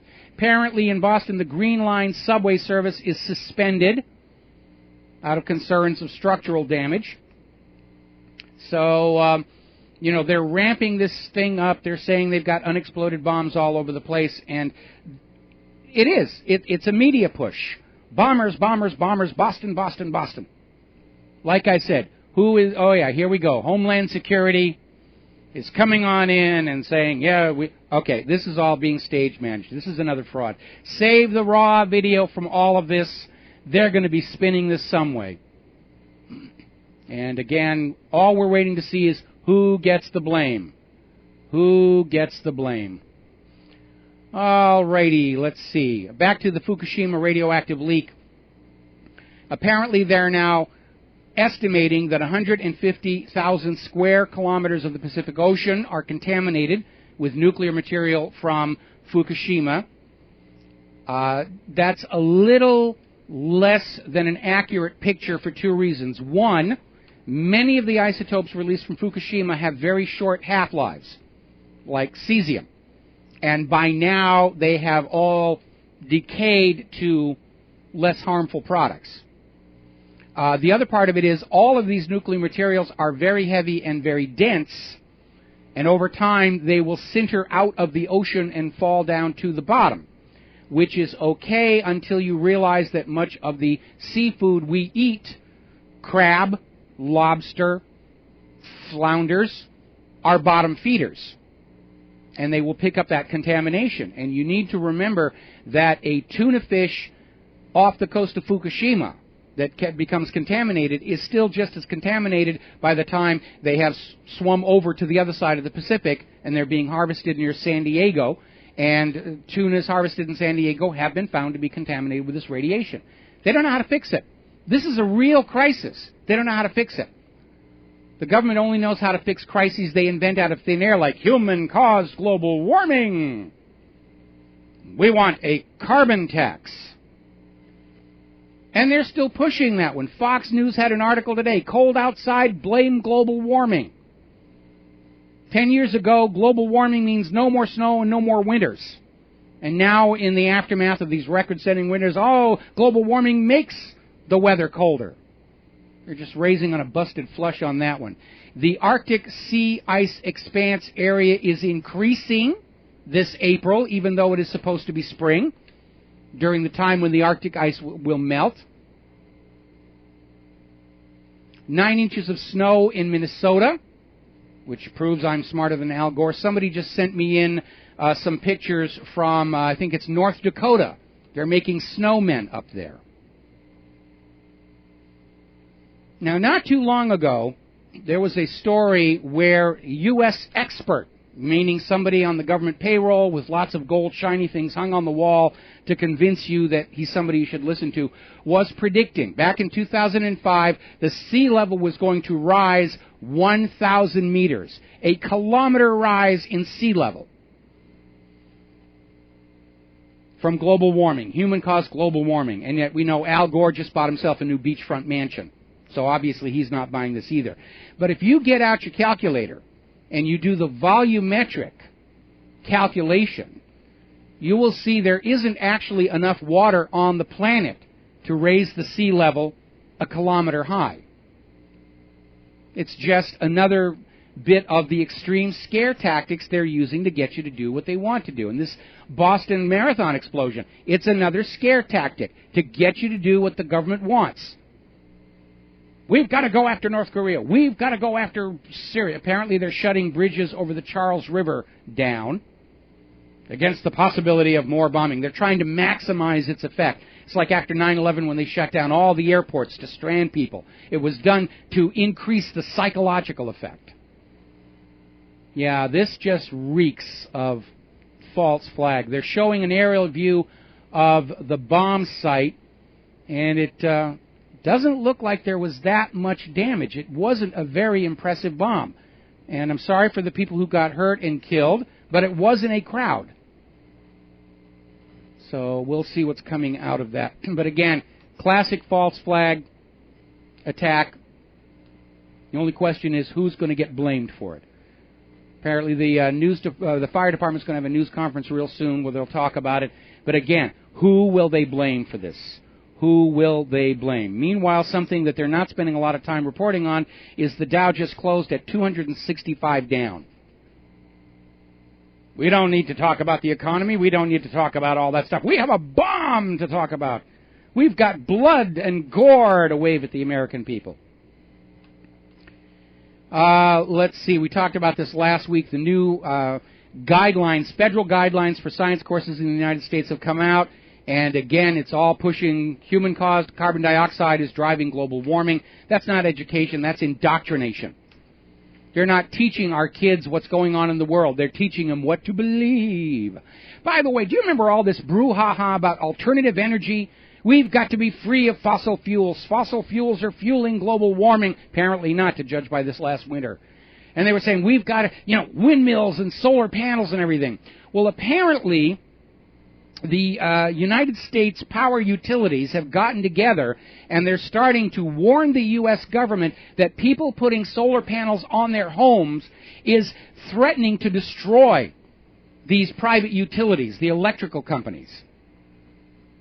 Isn't that what we were supposed to do? Decentralize? Oh, no. You can have a few solar panels and you can grow some tomatoes in your backyard, but really, we've got to make sure you remain dependent on these large corporations for your electricity, for your water, for your food, for your medicine. You're not allowed to do anything for yourself because that's independence. And independence means you can't be controlled and exploited and harvested from. We need you dependent, because dependency is slavery, dependency is control.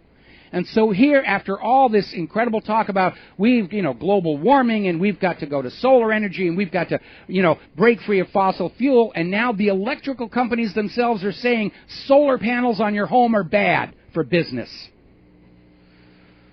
Oh, my goodness, it just gets so insane out there.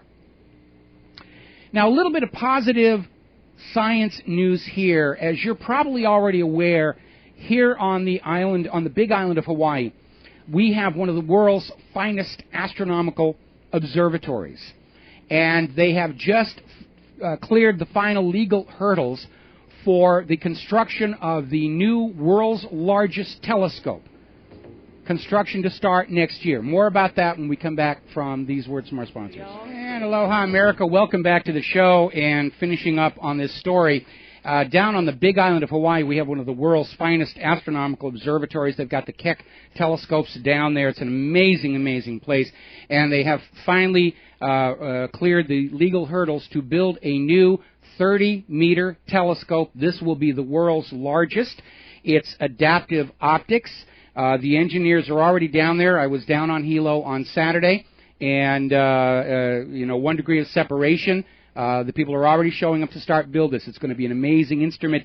It will not be the world's largest for very long, because there's already a larger one that is in the planning stages, but it's going to be a new hallmark up there. The long delay was, of course, because the indigenous Hawaiian people view the tops of the volcanoes as sacred ground, and they get very upset when people start digging around up there, even if it is for a noble scientific purpose. But apparently all the ruffled feathers have been soothed, and they're moving forward with this 30-meter telescope. And I'm old enough to remember when the 200-inch down at Mount Palomar was the world's largest. And these are amazing, amazing telescopes to go see. If you ever get to the Big Island, make it a point to go up there and see the observatory. You're going to need a 4-wheel drive, and they do make you stop at the visitor center for half an hour. It's about halfway up the mountain in order to get used to the thin air, because it's a 14,000-foot peak. And you will be suffering hypoxia. You are above more than half the Earth's atmosphere.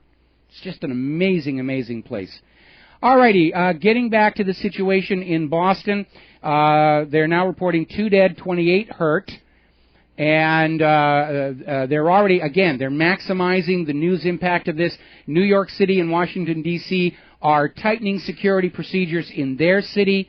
They're screaming about everybody's going to have to put up with new security. And one commentator has already made the link to Patriots Day, which is the end of this week. And so it looks like this is going to be blamed on domestic, anti-government, white separatist, blah, blah, blah, blah, government-hating, gun-loving, whatever they're going to shove in there. But they're already making the link to the Patriot movement and Patriots Day. So now we know who the designated scapegoat is, who's going to be framed for this thing.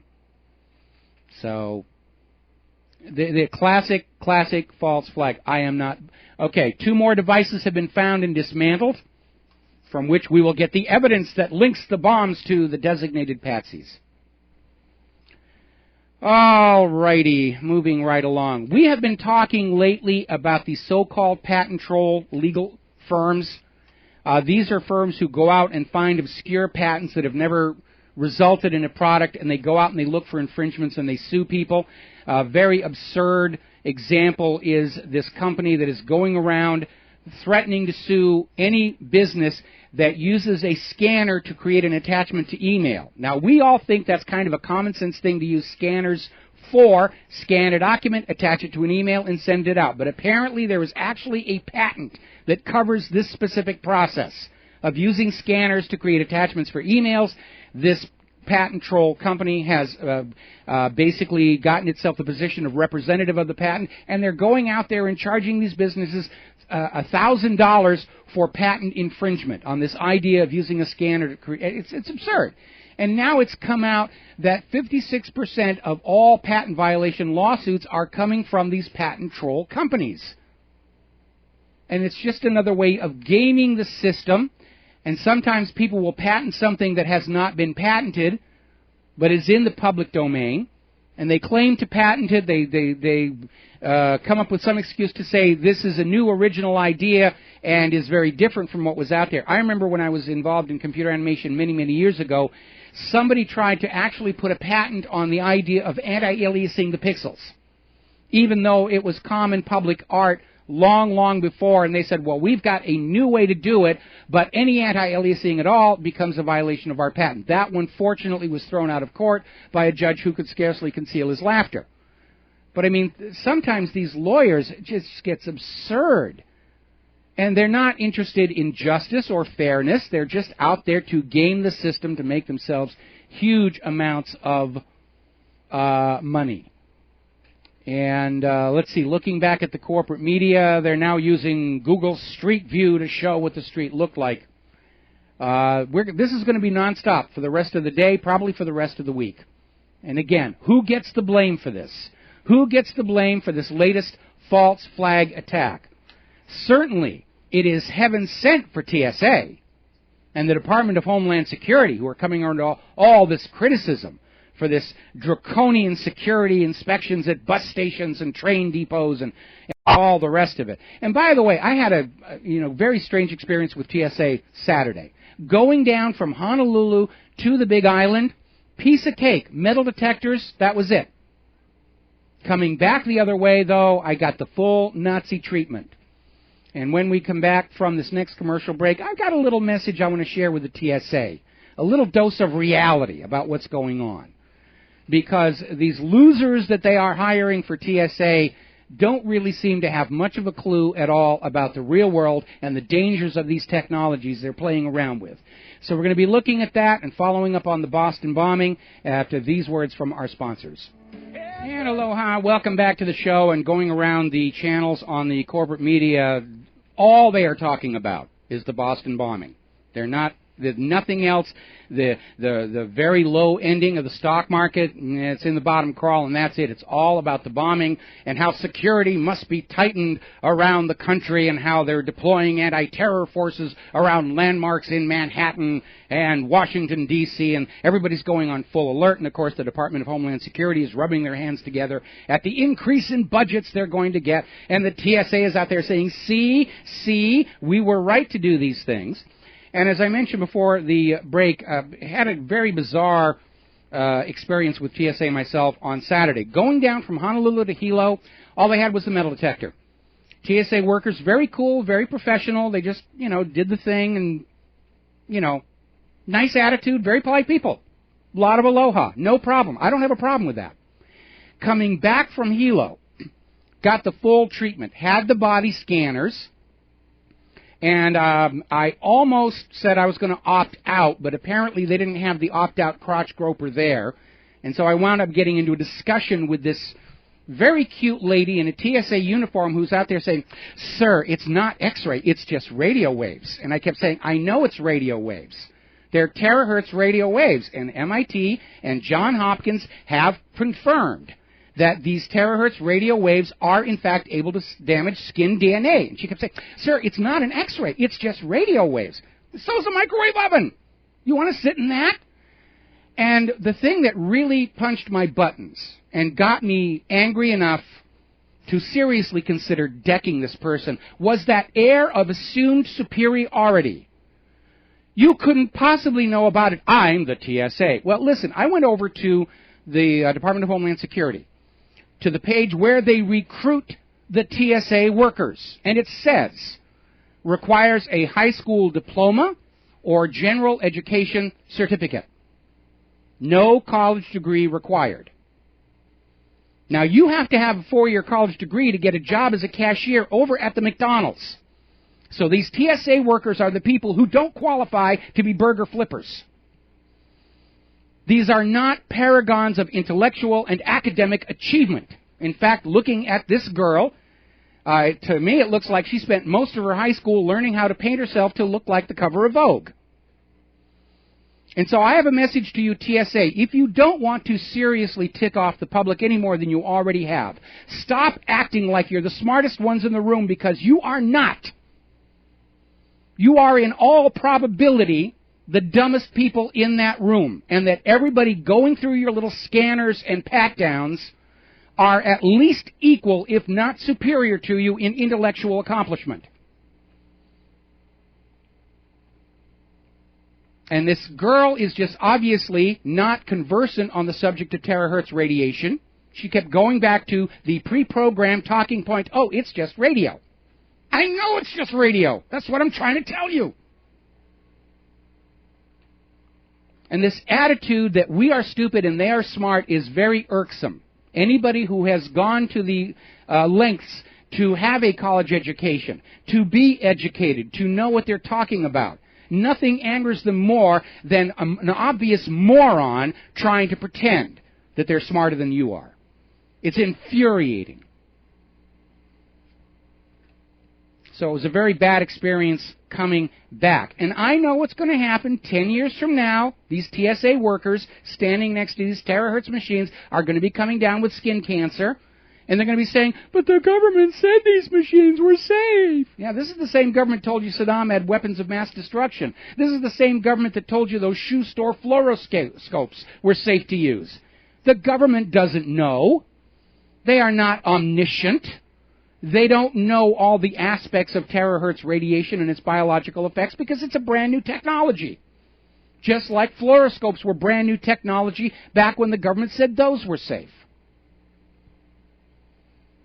But more than anything else, it is the attitude of these Gestapo types. That they are clearly automatically superior because they've got the purple rubber gloves when it says right on their website. These are people who may not have even completed high school. Could not qualify for jobs at McDonald's because McDonald's does require a 4-year degree. And when you're talking with somebody who is former NASA, former engineer, who understands very clearly what MIT and Johns Hopkins are talking about when they talk about molecular resonance, to just come across with the idea of, oh, you've got nothing to say to me because I'm smarter than you because I'm TSA. That just really chaps my hide. The only difference between the brown shirts and the blue shirts, brown and blue. That's it. That's the only difference here. All righty. Well, they've got all the experts in terror lined up. They've got them coming on in. This thing was ready to go when the bombs went off. They got all of the anti-terrorists, the graphics are ready. They're waiting on the official fire department press conference. Apparently that has been delayed. And, of course, Jane Harman is out there screaming Mideast terror and blah, blah, blah. The White House is on lockdown from the outside, not the inside, obviously.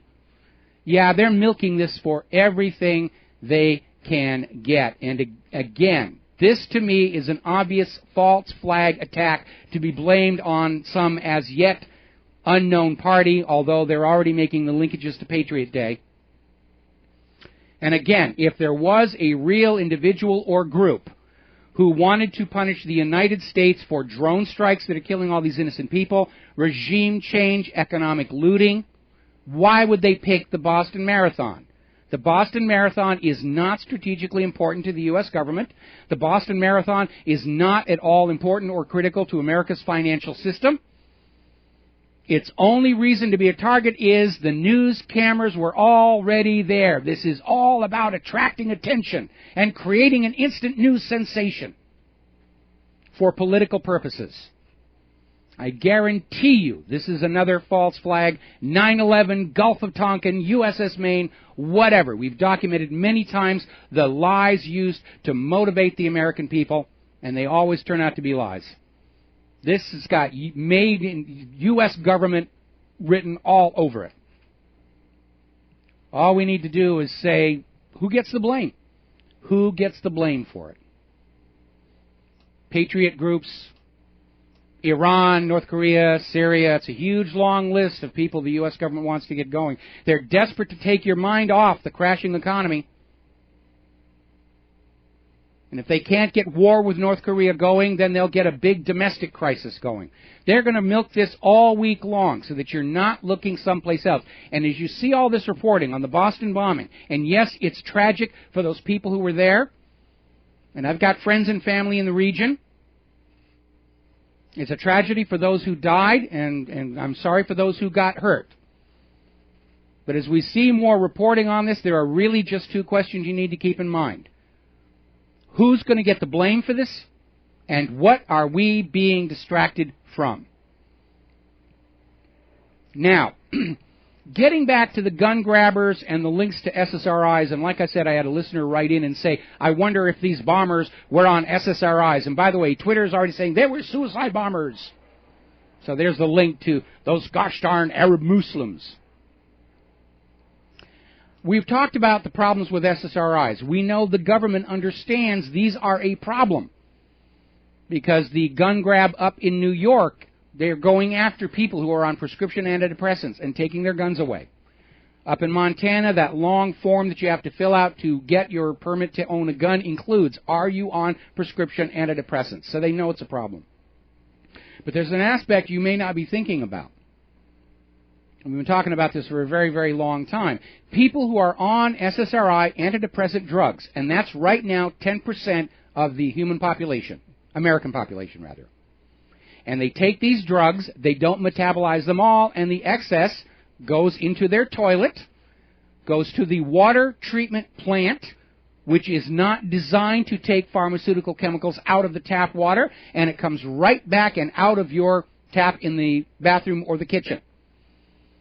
So our urban water systems are loaded with these prescription drug residues, including SSRIs. So SSRIs could be causing mass violence even in people who are not officially prescribed to take them. It's a complete mess, and they're not going to do anything about it. We're too busy fighting human-caused global warming. The National Vaccine Information Center's advocacy portal is listing current vaccine bills throughout the United States. There are anywhere from 1 to 6 of these vaccine bills in more than 30 of the United States. If these bills are passed, it will mandate more vaccinations for the American people. More mandated vaccines and further restrictions on our rights to refuse them. You will take this needle. And yet we know these vaccines range from being completely ineffective to being the cause of illnesses. They've been talking about the mumps epidemic of 2009, and now there's a measles epidemic, and it's hitting the kids who got the vaccines. And people are standing up and saying, we don't want these, we don't trust them. And the government's response is, we don't care if they don't work. We don't care if you don't trust them. They are making money, and you will take your vaccine. They're taking away control over your own body.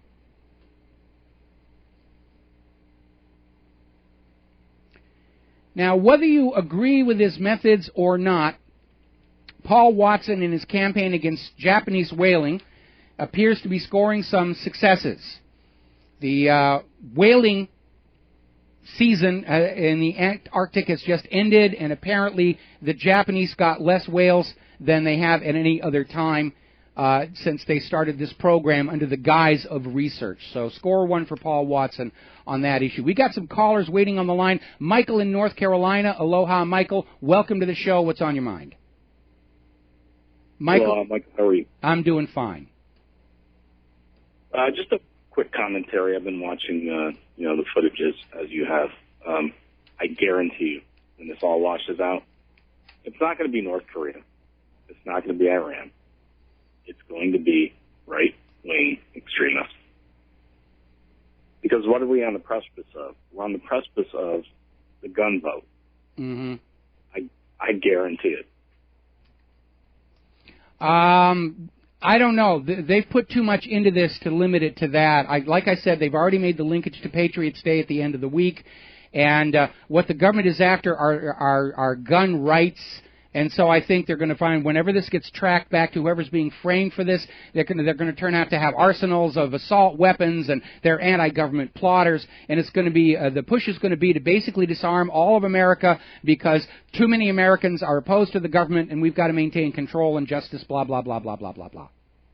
Yeah, and that was my first thought. And of course, who supplied them with those weapons? You mean the bombers? Well, I mean that's not going to come out. This is a classic frame-up. This is probably another one of these FBI sting operations. Remember, the bombing That's of the what I was looking for. The bombing at the World Trade Center in 1993 was an FBI sting operation, and the New York Times actually admitted that the FBI's informant inside that group asked for permission to use a harmless substitute powder for the explosive, and the FBI said no, leave the explosive fully operational. So they wanted that bomb to go off, and the same thing may have happened here. There's going to be a whole bunch of patsies set up to take the fall for this, and the FBI informants that set it all up are probably on their way to the Bahamas right now. Yeah, that was my first thought when it all went down. This is another setup operation by the FBI.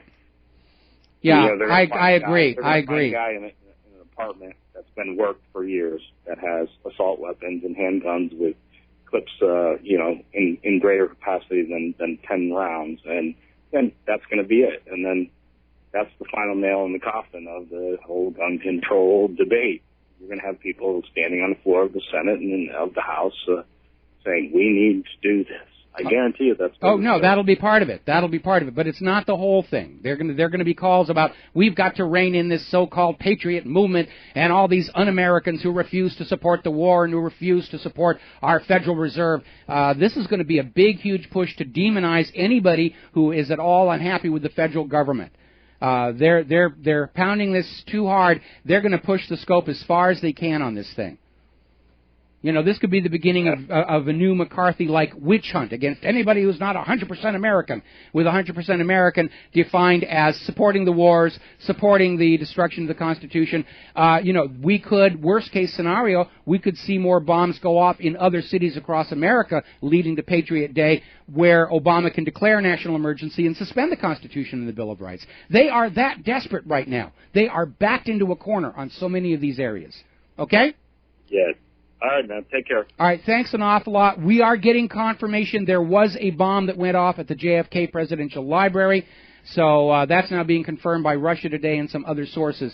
Earlier Twitter report. Kent in West Virginia. Aloha, Kent. Welcome to the show. What's on your mind? Yeah, a couple of comments, Mike. Today is tax day, and that is Boston, so you know what I'm talking about? Yeah, I know. There's going to be all kinds of linkages in there. They're going to try and blame everyone on this one because, again, they're desperate to, put down all of this resistance to the government by the American people. I'm not sure Boston was a really great target because that was the beginning of the American Revolution, or maybe if they are in fact planning on blaming the Patriot movement for this, then Boston makes a really good target. My concern is we're going to see additional bombings across the country between now and Patriots Day, and they're just going to blame, anybody who's got reason to dislike or distrust the American government is going to get blamed for this. No, what I'm saying is it's an anti-tax thing. April 15th is tax day. Yeah, I know that. Yeah. So they'll put tax protesters in there along with the gun owners, and yeah, they're going to cast as wide a net as they can with this thing. All right, thanks. All righty. Let's see, moving right along here. Speaking of Hilo, and I'm just putting the video back up, there's a major move on Hilo to kick Monsanto off of that island because Monsanto is out here in the Hawaiian Islands with all the test plots for their genetically modified plants. They come out here to test them in case something comes out of the ground that starts eating school buses. They figure, well, it's just Hawaii. We don't need to worry about lawsuits from the mainland. And the people of Hawaii are trying to get Monsanto out of there as well. We are now seeing a news story. Germany is now talking openly about confiscation of savings accounts to deal with their impending financial crash. This is the new normal. The bankers are coming for your savings account. If you have spent your entire life playing by the rules, filling out all the forms, paying all the taxes, and you still manage to get a little bit in your savings account, they're going to come and take that from you.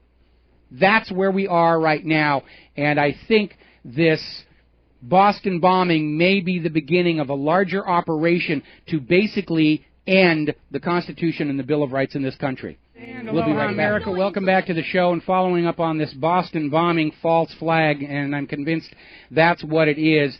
The New York Post and Fox News are both reporting that authorities have identified a possible suspect in the bombings. He is at the hospital. He's one of the injured. They are now have a police guard on him. And supposedly he is a suspect because from the pattern of the shrapnel wounds on him, he was standing right next to the bomb when it went off. Well, I'm sorry. If he was standing right next to the bomb when it went off, he may not have known it was a bomb. Now, do you remember back with the 7/7 bombing of the London Underground, where there was this ongoing exercise against bombers on the Underground, and some unknown party had gone into the Muslim neighborhood to hire actors to play the bombers?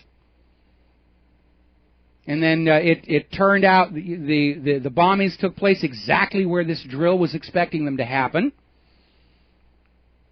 And from one of the witness statements about the bombers, it began to look like they thought they were carrying practice bombs because they were paid to basically test security, and it turned out the bombs they were carrying was real.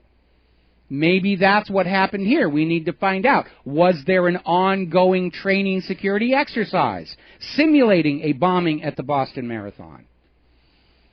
So this thing is going to be a three-ring circus, and yeah, I'm assuming this is a false flag attack, because who benefits from bombing the Boston Marathon? It's not going to benefit Iran. It's not going to benefit Syria. It's not going to benefit North Korea. It's not going to benefit the Patriot movement. Not going to benefit tax protesters. It benefits the government. So the government is behind it. And we know because of all the other false flags they've been pulling on us throughout the years to get some particular agenda moving forward. The burden of proof is on the government to prove what it says is the truth, and they are facing a very skeptical American people. So they're saying third explosion at JFK Library, unclear if related to the two at the Boston Marathon. Gee, you think? I mean, are enough bombs going off in Boston where it may not be the same city? And again, because the two bombs at the Boston Marathon went off 100 yards apart, this one guy they think is a suspect, obviously, if he is a suspect, he didn't act alone. This is a coordinated campaign. My concern is there will be additional bombings in other cities to justify a national security crackdown. This is the beginning of a really big push to shut those pro-gun activists up, to shut those people up who think the government is lying and cheating and stealing and using fraud and deception. This could be the beginning of something very big and very ugly. So they've already got the tip lines out, 800 bomb tips, whatever it is. We'll be back tomorrow here on the Republic Broadcasting Network, keeping an eye on all this stuff. It is a false flag beyond all doubt. Please share what you know with who you know. Please express your doubts and concerns to everybody. Yes, the undercover informants will be laughing at you and ridiculing you because that's their job. Just ignore them. And remind everybody, this is the government that lied to us about Saddam's weapons of mass destruction. They're probably lying again. Aloha, America.